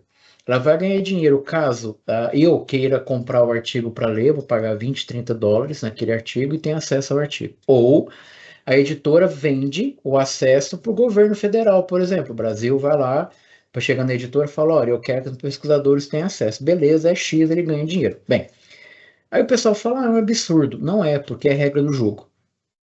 Então a gente tem que mudar a regra do jogo. Esse é o aspecto. Então, em relação ao acesso aberto, começa a ter uma grande pressão internacional, tá? Grandes pessoas começam a levar essa discussão em que nós temos que começar a publicar apenas em revistas abertas.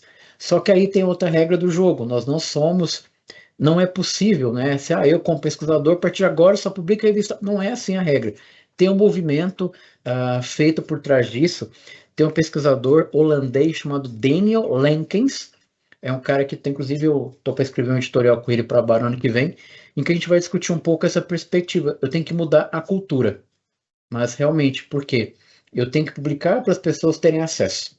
E aí eu vou te dar um exemplo, professor, já passo aqui para o professor Rosseto, que é o seguinte: qual que é entre aspas, tá? Quais são os problemas de revistas nacionais indexarem e conseguirem criar grandes indexadores lá fora? Idioma. E aí, se você pegar as revistas que têm o maior índice na SPEL, por exemplo, são revistas publicadas em português. Se uma revista tem indicação como é a Bar, por exemplo, que era só em inglês, ela vai despencar.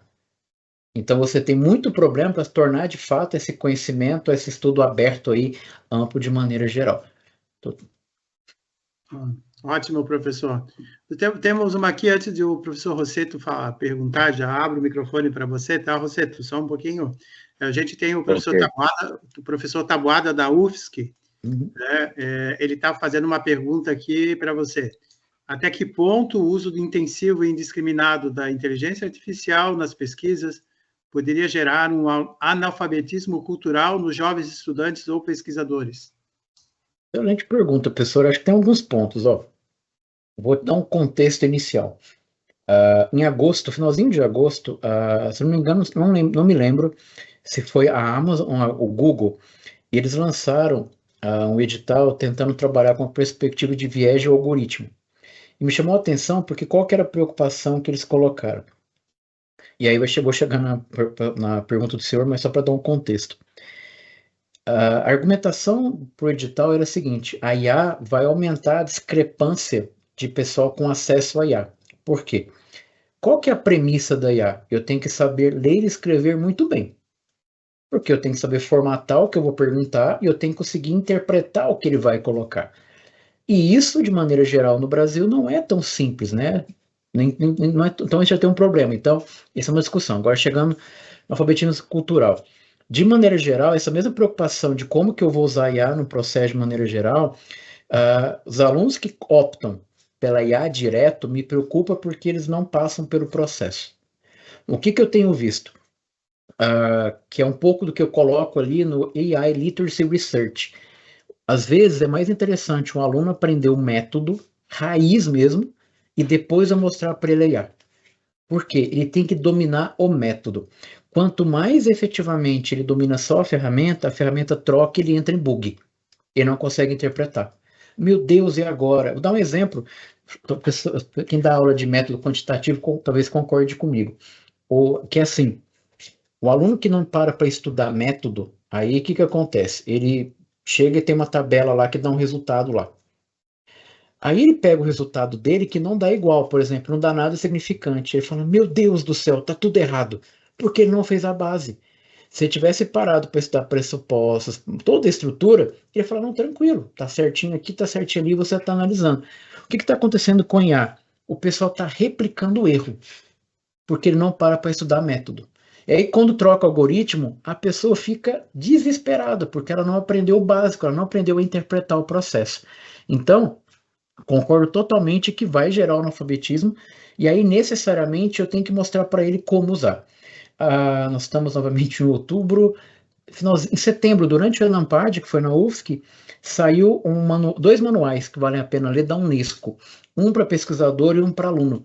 E o que eles vão colocar basicamente é processos em como que nós vamos inserir a IA nesse contexto. E uma delas, obviamente, é tomar cuidado para não ficar totalmente dependente.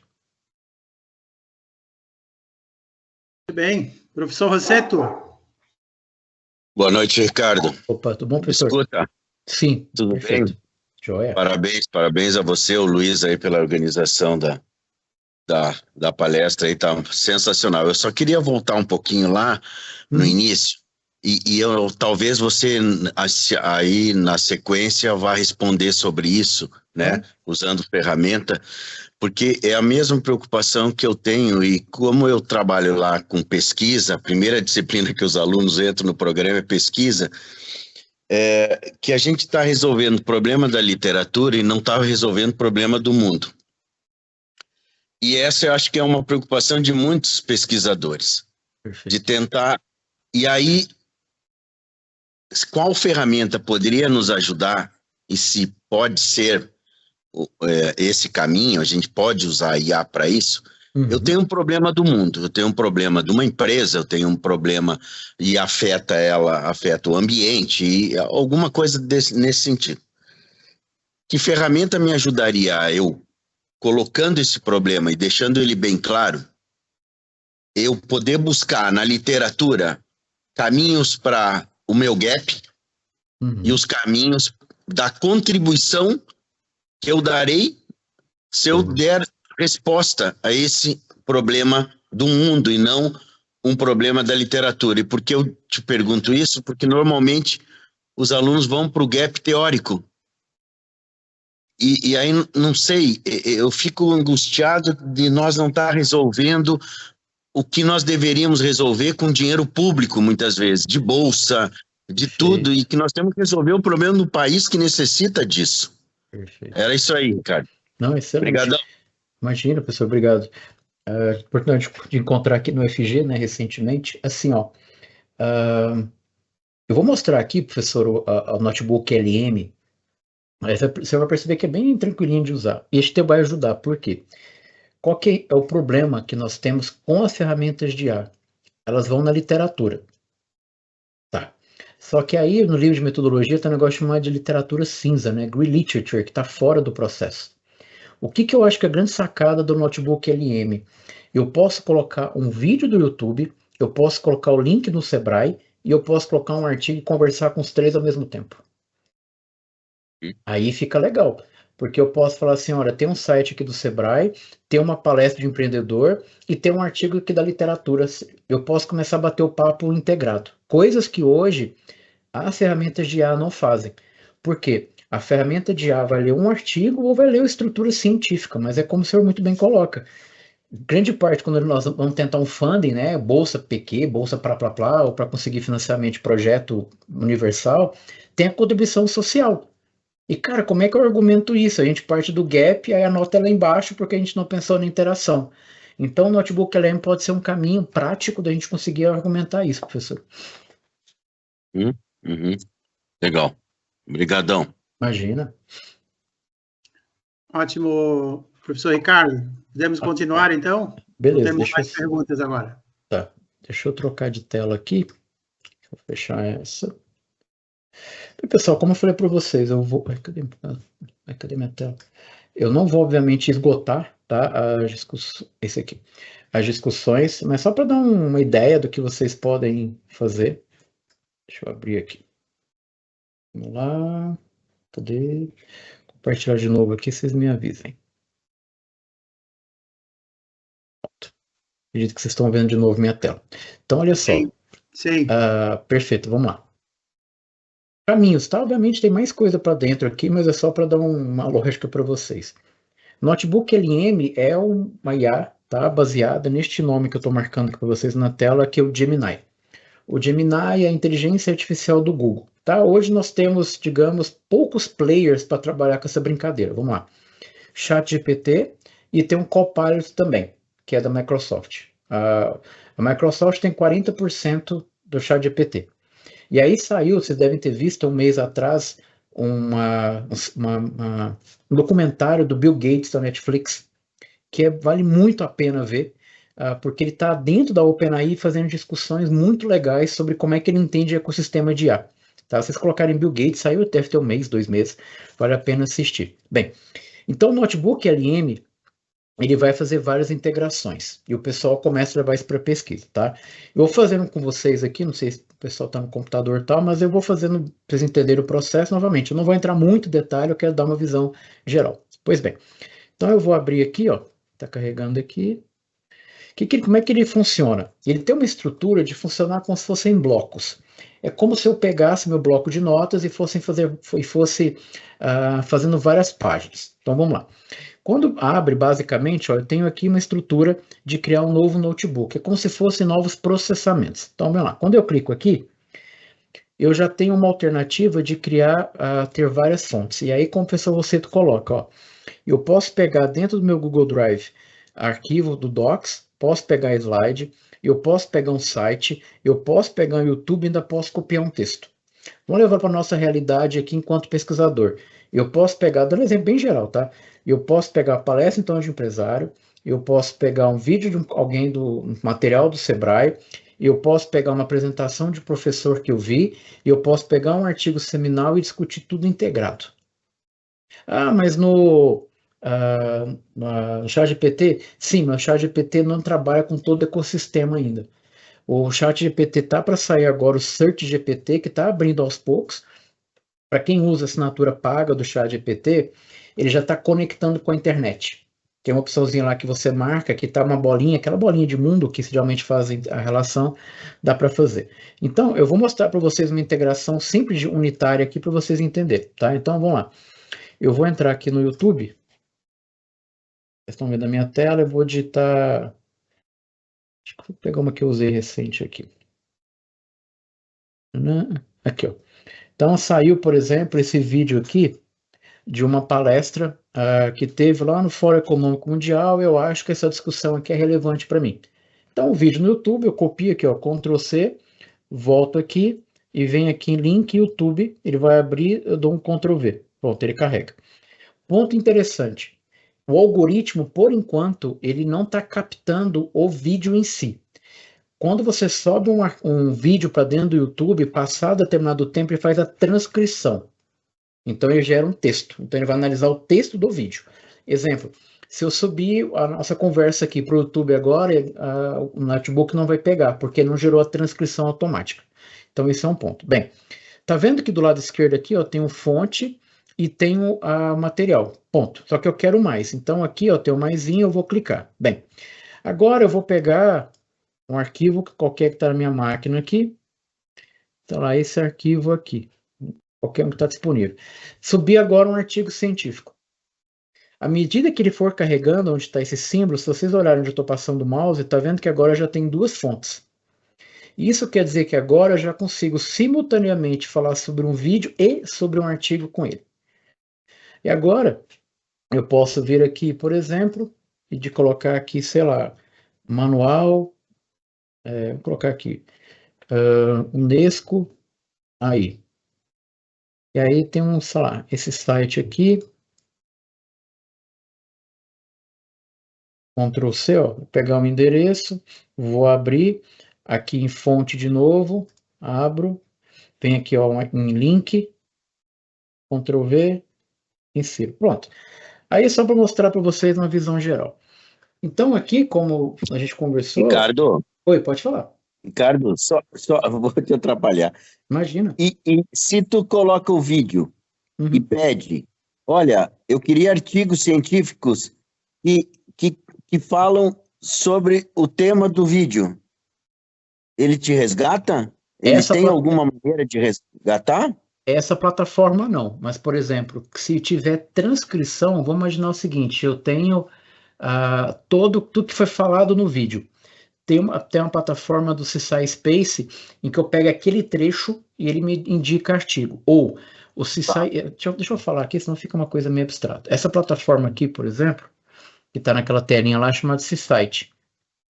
Eu posso colocar uma frase, então alguma coisa que foi dita que me chama a atenção, como ele indexa frase de artigo científico, ele vai achar artigo que sustenta aquela afirmação.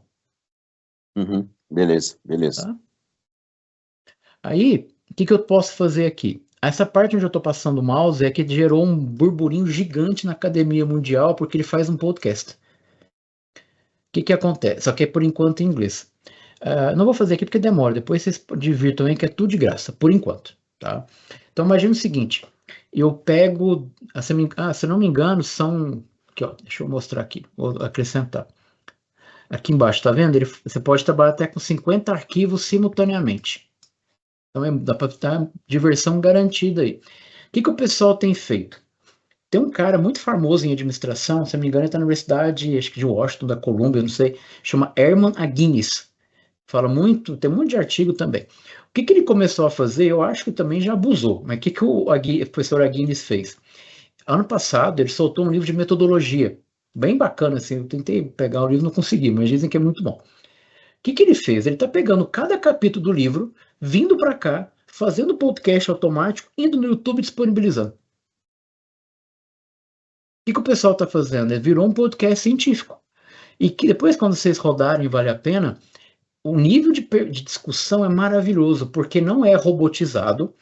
E à medida da conversa, a pessoa está falando e fica assim, como estivesse pensando. É muito bacana. E o que o pessoal tem feito? Eu posso pegar 10 arquivos, subir, ele gera um podcast, uma discussão totalmente acessível, e eu consigo entender 10 artigos ouvindo aquilo lá. Então isso aqui gerou um baita de um burburinho pela facilidade. Pois bem, para dar novamente uma visão geral. Tá vendo que aqui, eu tenho aqui, ó, me ajude a criar, eu tenho um negócio que é chamado de timeline. Então eu vou clicar aqui só para mostrar para vocês. Cada vez que eu crio uma tarefa, é como se eu criasse então um bloco de notas do que ele vai fazer. Então, aqui ele está criando, mas precisa de mais informação. Mas quando vocês forem, por exemplo, em timeline, como é que isso pode ser usado para pesquisa? Quando eu escrevo um artigo, por exemplo, imagina que eu tenho só artigo, tá? Subi 50 artigos aqui. Eu geralmente, quando mando uma revista, vai dizer assim, você tem que fazer o estado da arte. O estado da arte é uma fotografia. E aqui ele vai fazer uma timeline, artigo por artigo, mostrando que como cada uma contribuiu, quem foi o artigo ano a ano. Ele vai sintetizar as contribuições dos artigos. Então eu consigo fazer o estado da arte em minutos, subindo apenas artigos científicos. Outro ponto. Aí eu vou voltar aqui ó, na guia. Depois ele pode criar também um guia de estudo. Então ele vai pegar todas as informações e eu consigo aprender por meio dos artigos também. Vai carregar agora mais um pouquinho. E aqui, como vocês estão vendo, eu estou trabalhando com fontes totalmente diferentes. E aí, obviamente, eu posso fazer comentário, posso fazer edição, vou criando grupos ali um pouco mais específicos. O ponto bacana que eu gosto de fazer é isso, eu pego basicamente artigo, subo, começo a bater papo. Aí eu vou só mostrar o chat para você aqui, para vocês, enquanto ele está... Acho que vai demorar mais um pouquinho. Então, por exemplo, posso vir aqui e falar assim, ó, como integrar IA para diferentes públicos, a partir do contexto que eu pedi para ele. Ele vai justamente trabalhar com a perspectiva de chat. E aí eu posso começar a bater um papo não só apenas sobre uma fonte, mas ele vai começar a gerar sobre várias informações. Ó. Então, da minha pergunta, ele vai dar várias informações. Agora, tá vendo que quando ele gera as informações, ele está gerando os numerozinhos aqui, ó? Ele vai mostrar de onde ele tirou a informação. Então, ele fala sobre regulamentação. Eu vou clicar aqui no número 4. Pá! Ele vai lá dentro do arquivo que ele achou e destaca onde está a informação que ele me entregou. Então, ele vai mostrar com precisão aonde ele está tirando a resposta. Ele mostra em qual arquivo. Então, ó, foi nesse arquivo aqui, ó, está o título aqui. E esse trecho aqui fez com que ele concluísse isso. Então, a precisão da informação da recomendação é gigante. E aí, obviamente, a nossa criatividade como pesquisador vai embora aqui dentro da plataforma, tá? Então, novamente, é só para vocês terem uma ideia, sobe arquivo, que às vezes demora um pouquinho, mas é de graça, né? Não dá para a gente ficar reclamando muito, não. Mas dá para fazer muita coisa aí, ó. Isso aqui é para estudar. Ó, várias perguntas em que eu poderia fazer sobre aquilo. Então, várias opções, tá? Obviamente, tangibilizando e dá para trabalhar e estudar. Estado da arte, gera documento, você pode pedir para ele fazer um fichamento para você com os tópicos principais. Então, aqui, literalmente, o céu é limite, tá? Então, uma visão geral para vocês poderem ir conhecendo. Essa plataforma aqui, que é chamada de SciSpace, vou clicar aqui na casinha, ela talvez seja uma das principais. Eu vou só mostrar para vocês agora uma lógica de como que ela é usada. Então, veja, eu estou aqui na página inicial e eu quero fazer uma revisão da literatura, ó, aqui no lado esquerdo. Aqui, o que acontece? Uma perspectiva não é léxica, ou seja, ela não trabalha com uma perspectiva de palavra, de contexto. Então, eu venho aqui e começo a digitar aqui, ó, Artificial Intelligence, por exemplo. Tá vendo que à medida que começa a digitar, aqui embaixo vai carregando problema de pesquisa. Então, é uma plataforma em que ela vai pegar o contexto que eu quero, indexada há mais de 240 que ela tem indexado essa plataforma, se eu não me engano, milhões de trabalhos, ele vai gerar, então, um problema de pesquisa e a literatura que suportou aquilo. Então, quando eu clico aqui, ele vai fazer a lógica que nós, enquanto pesquisadores, fazemos. Por quê? Na inteligência artificial, eu tenho como objetivo entregar tarefas. Ó, essa pergunta veio por meio de 5 artigos, aqui estão as referências, e eu vou descer aqui, eu já tenho o fichamento pronto. A ferramenta de IA tem 2 formas de eu interagir. Ou ele vai pegar a informação previamente salva em um banco de dados, que a base é essa aqui, ó. De curiosidade, essa base aqui que vocês estão vendo o nome, chamada Semantic Scholar, é a base de dados das ferramentas de IA. Então, aonde a literatura está mapeada, estão aqui dentro. Quando eu faço uma busca sobre artigos de inteligência artificial, na verdade não artigos, produtos, né? Pode ser artigo em congresso, artigo em periódico, livro, capítulo, blá, blá, blá, vai estar aqui dentro. Pois bem, aqui ele faz a busca. E aqui eu faço o fichamento. A outra alternativa que eu tenho para ele mapear a literatura é a partir de PDF. Então, ou ele conecta uma base como um todo, ou ele vai pegar o meu próprio PDF para trabalhar. E esse aqui é o fichamento. Ó. E ainda posso sair acrescentando. É claro que quanto mais eu acrescento, menos poder eu tenho, porque eu vou ter que ter assinatura. Porque imagina, cada vez que eu crio uma coluna, obviamente eu tenho que trabalhar e posso exportar. Então esse aqui eu acho que é um caminho geral para mostrar para vocês algumas alternativas. Outra coisa que saiu recentemente dela, para vocês entenderem um pouco o potencial, é aqui, ó, encontrar conceito. Vamos imaginar que eu estou numa etapa muito exploratória de um trabalho. Então vou pegar o que está pronto aqui, ó. Então eu quero benchmarking para avaliação de modelos de LLM. O que ele vai fazer? Ele vai gerar uma tabela dos principais conceitos sobre aquele tema. É mais ou menos o seguinte, é como se eu estivesse fazendo a minha etapa de revisão da literatura e numa tabela eu preciso colocar quais conceitos que eu tenho sobre aquilo já dispersos na literatura, para tentar amarrar, para dar uma parte mais integrativa. Então o que ele está fazendo? Ele está indo na literatura, está terminando de carregar, ele achou 5 conceitos sobre isso. Ó. De aqui está um conceito e a fonte. E isso pode ser feito tanto a partir do que ele já indexou, mas a partir do meu PDF também. Então, obviamente, eu tenho muito mais facilidade para ler o processo. Ó. Então, ó, tem um benchmark tem esse, a literatura está aqui. E aí, ó, aqui ele fala, esse é o artigo e esse é o artigo. Tem como dar errado? Tem. Só que a chance dele errar a referência é muito baixa, porque ele aprendeu com texto científico. Se eu fizesse essa mesma consulta no ChatGPT, provavelmente ia dar errado. Porque ele ia na internet, ele ia em blog, então a chance dele achar, obviamente, é muito maior. E uma outra plataforma que tem, assim, ganhado bastante visibilidade é essa aqui, chamada de Consensus. O que a Consensus faz? Imagina que você acabou de fechar um problema de pesquisa. O que isso quer dizer? Eu preciso, então, ter uma estrutura do que eu quero fazer, mas nessa plataforma tem que ser um problema de pesquisa que tenha uma relação, tá? Então, um exemplo clássico aqui, será que um suplemento de glicina melhora dormir? Então, suplemento, dormir, será que essa relação acontece? Vou pegar que está pronto aqui para avançar um pouco. O que ele faz? Tá vendo que ele faz algo que eu acho muito bacana, que é como se fosse esse termômetro, tá? Ele vai gerar o seguinte, essa relação melhora no sono desse suplemento, ele achou aqui poucos artigos, né? Achou 10. E aí o que é interessante, ó, 100% confirma aquela relação. Então vamos imaginar o seguinte, eu estou fazendo meu trabalho, já tem uma relação, tem uma lógica do que eu quero avaliar.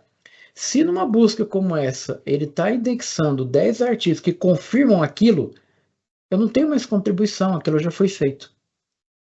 Então me poupa um trabalho de encontrar alguma coisa. Então eu posso vir aqui e fazer efetivamente o teste. À medida que eu desço, ó, quais são as buscas, eu tenho artigo que ele encontrou, e efetivamente, ó, vai ter um sinalzinho aqui se confirma ou não. Então vamos imaginar o seguinte, você está escrevendo seu texto, E você precisa de literatura que suporte, que confirma ou que não confirma. Porque você vem e fala, olha, tá vendo que a literatura não chegou num acordo? Então aqui você consegue descobrir artigos que confirmam, artigos que refutam, e aí a partir do que está aqui ainda tem a classificação do artigo. E aí, obviamente, tem mais. Ele também trabalha com a perspectiva de copilot. Aí, só para mencionar isso que é importante.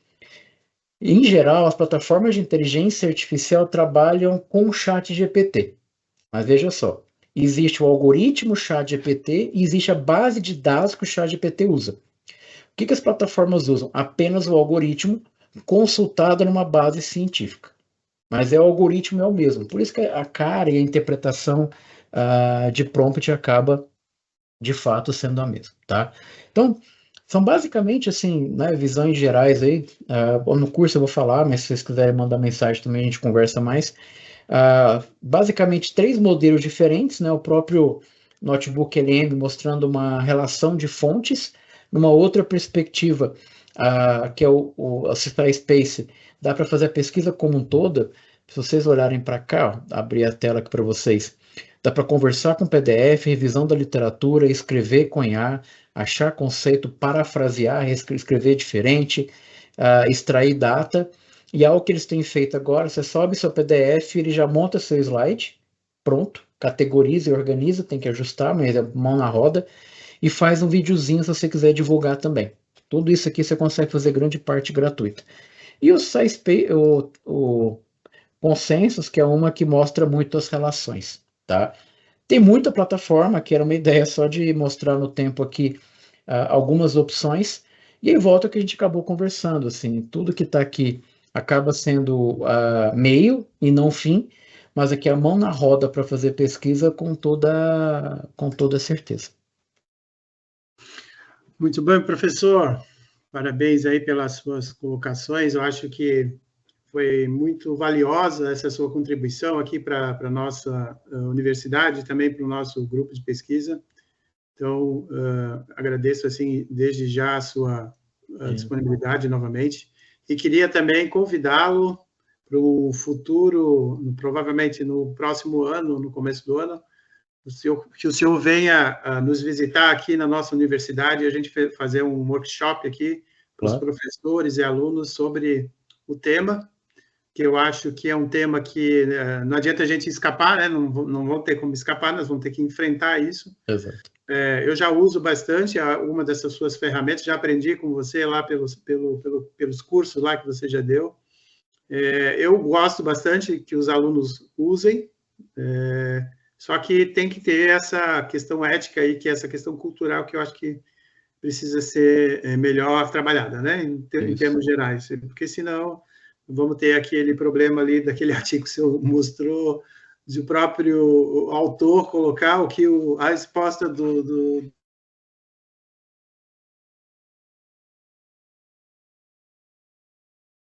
Caiu aqui para mim. Eu acho que o Luiz deu uma congeladinha. Quando a pessoa está cansado. Oi, Luiz. Tinha travado. Travou um pouquinho. O meu travou? Nós não te escutamos os últimos, talvez, 20, 30 segundos. Então, desculpa aí, deve ter sido aqui a minha internet, que deve estar ruim, deve estar cansada também. Mas, professor, eu queria, então, estender esse convite, aí abre aí para os demais, aí o professor André, e pedir também, eu gostaria de pedir que todos abrissem as câmeras para que a gente possa tirar uma foto aí para a gente depois postar lá. E queria também dizer que a gente tem uma gravação aqui, né? Vai ser gravado, vai depois disponibilizado para todos, com esses artigos que o professor deixou aqui para a gente, já vai ser colocado. Professor Taboada aí, prazer revê-lo, professor. Rúbia, vamos lá, pessoal. Cláudio, Carlos, Ricardo, Rosseto, Evaldo, abram as câmeras só para a gente tirar uma foto aí. Vamos lá. André, tira aí também. Para mim só está aparecendo aqui, deixa eu ver se consigo botar meia dúzia com a foto, peraí. Cara, eu estou tentando abrir a câmera aqui, ela dá mensagem que não está ativada. Enfim. Luiz, espera que a Rúbia e a Camila estão se ajeitando ainda. Espera um ela pouquinho. tá. Tô aqui, Uns tô 30 aqui, minutos, nem elas veio. estão te chamando a IA. Nem veio, tô aqui. Pessoal, para o André, para o Rosseto, para o professor Taboada, quem Dá quiser, um print aqui. Olha lá. podem finalizar e também colocar suas posições. Bom, eu posso dar um print, Luiz? Tá todo mundo bonito na foto agora? Pode dar um print. O que tem é isso aí, não adianta. E só mandar um abração para o professor Taboada. Quanto tempo faz que eu não lhe vejo, professor Taboada? Um abração. Professor Taboada, pode abrir o...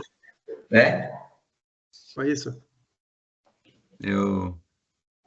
Ok, já tirei o print, já vou mandar lá no grupo. Ok. Professor Taboada, o que o senhor achou aí da nossa reunião hoje? Eu acho que é um tema importante, né? O senhor que é uma pessoa com uma vasta experiência nessa área de pesquisa, seria importante suas palavras. Ok, bom, boa noite a todos, um prazer em rever alguns, não? Eu estou agora falando com o microfone do computador, diretamente, não coloquei fone do ouvido. Mas foi uma excelente iniciativa do laboratório de vocês aí, organizar uma atividade dessa natureza, porque eu digo que é uma pena que a figura do professor Ricardo não esteja tão difundida assim e para ser utilizada a sua experiência, seu know-how no trabalho acadêmico, não?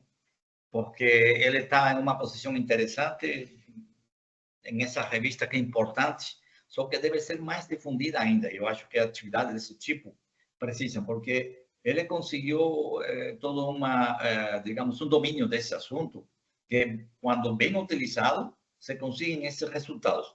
E vocês viram, para mim, já comigo ele ganhou a palestra, quando no início colocou primeiro o processo e depois a inteligência artificial. Porque que o pessoal o que está fazendo é colocando a carroça na frente dos bois. E gera esse tipo de problema. Gera, com esse uso, aquilo que eu comentei, aquele analfabetismo cultural. Isso começou uma época quando apareceram as calculadoras. Você lembra que se não se tomam providências com os jovens que estão no primeiro grau, chegará um momento que são analfabetos, ou teriam que estar contando com os dedos. 7 mais 5, porque o pessoal se ia pelo caminho mais curto. Por isso, o principal foi isso. Vamos ensinar a essa rapaziada, primeiro, a fazer a matemática. Depois, poderemos... Isso foi sempre um problema interessante, que chega o desenvolvimento e, se não se utiliza adequadamente, criamos esse analfabetismo. Eu, às vezes, comparo com os esquemas, digamos, educacionais da Finlândia, que é todo um paradigma desde o primeiro grau, a forma em que eles começam a envolver os alunos. Outros já passou uma matéria, não me lembro se foi na Globo Repórter ou no Fantástico, mas essa rapaziada de primeiro grau, etc., não estavam com calculadora nem computador. Primeiro tinham que aprender justamente a fazer o raciocínio. Porque os professores colocam para eles um problema e obrigam eles a começar a raciocinar. E depois, claro, terão esse apoio, como muito bem colocou o professor Ricardo, para conseguir maior produtividade. E eu acho que essas reflexões que ele trouxe aqui devem ser mais difundidas, porque vão ajudar muito a essa produtividade. Porque, por outra parte, também não é agora para criar um tabu disso, dizer, não vou utilizar a inteligência artificial, porque depois o pessoal vai terminar que não sabe somar 5 mais 8, porque vai ter que contar com os dedos. Porque temos isso aí, nos dá, bem utilizado, nos dá uma produtividade extraordinária. Então, eu acho que é muito interessante. Acredito que outras reflexões poderiam ser depois estabelecer com relação a como utilizar isso, já não na análise bibliográfica, senão em pesquisas, projetos de extensão, etc., que a própria prática empresarial está muito precisando disso e, evidentemente, que vai ter um campo extraordinário para você enfrentar um problema desses típicos, Luiz, que você enfrenta na sua empresa, com, digamos, problemas de lean, problemas de como tomar uma decisão perante uma situação, digamos, agora que está este ambiente empresarial tão instável, não? Que existem muitas perturbações, precisa ser resiliência, e evidentemente com a inteligência artificial, o mundo empresarial vai ter também algo importante. O professor Rossetto levantou uma coisa que eu acho que nunca poderemos deixar de esquecer. Nós somos, em geral, todas as universidades, em geral, quase todas públicas, que a sociedade está investindo nisso e nós temos que dar um retorno para a sociedade. Não pode ser estar elaborando teses e dissertações para engordar gavetas. E por isso eu creio que esse seria um chamado que todo isso que foi explicado aí vai ter um impacto grande, não só no mundo acadêmico, senão também na prática empresarial. Professor Ricardo, eu teria, me estão faltando objetivos para eu poder qualificar o que eu recebi com esse seu vasto conhecimento e a sua excelente didática. Eu diria, até tenho temor de dizer parabéns, porque é muito pouco para o que você merece, ok? Muito obrigado. Bacana. Alguém quer falar mais alguma coisa?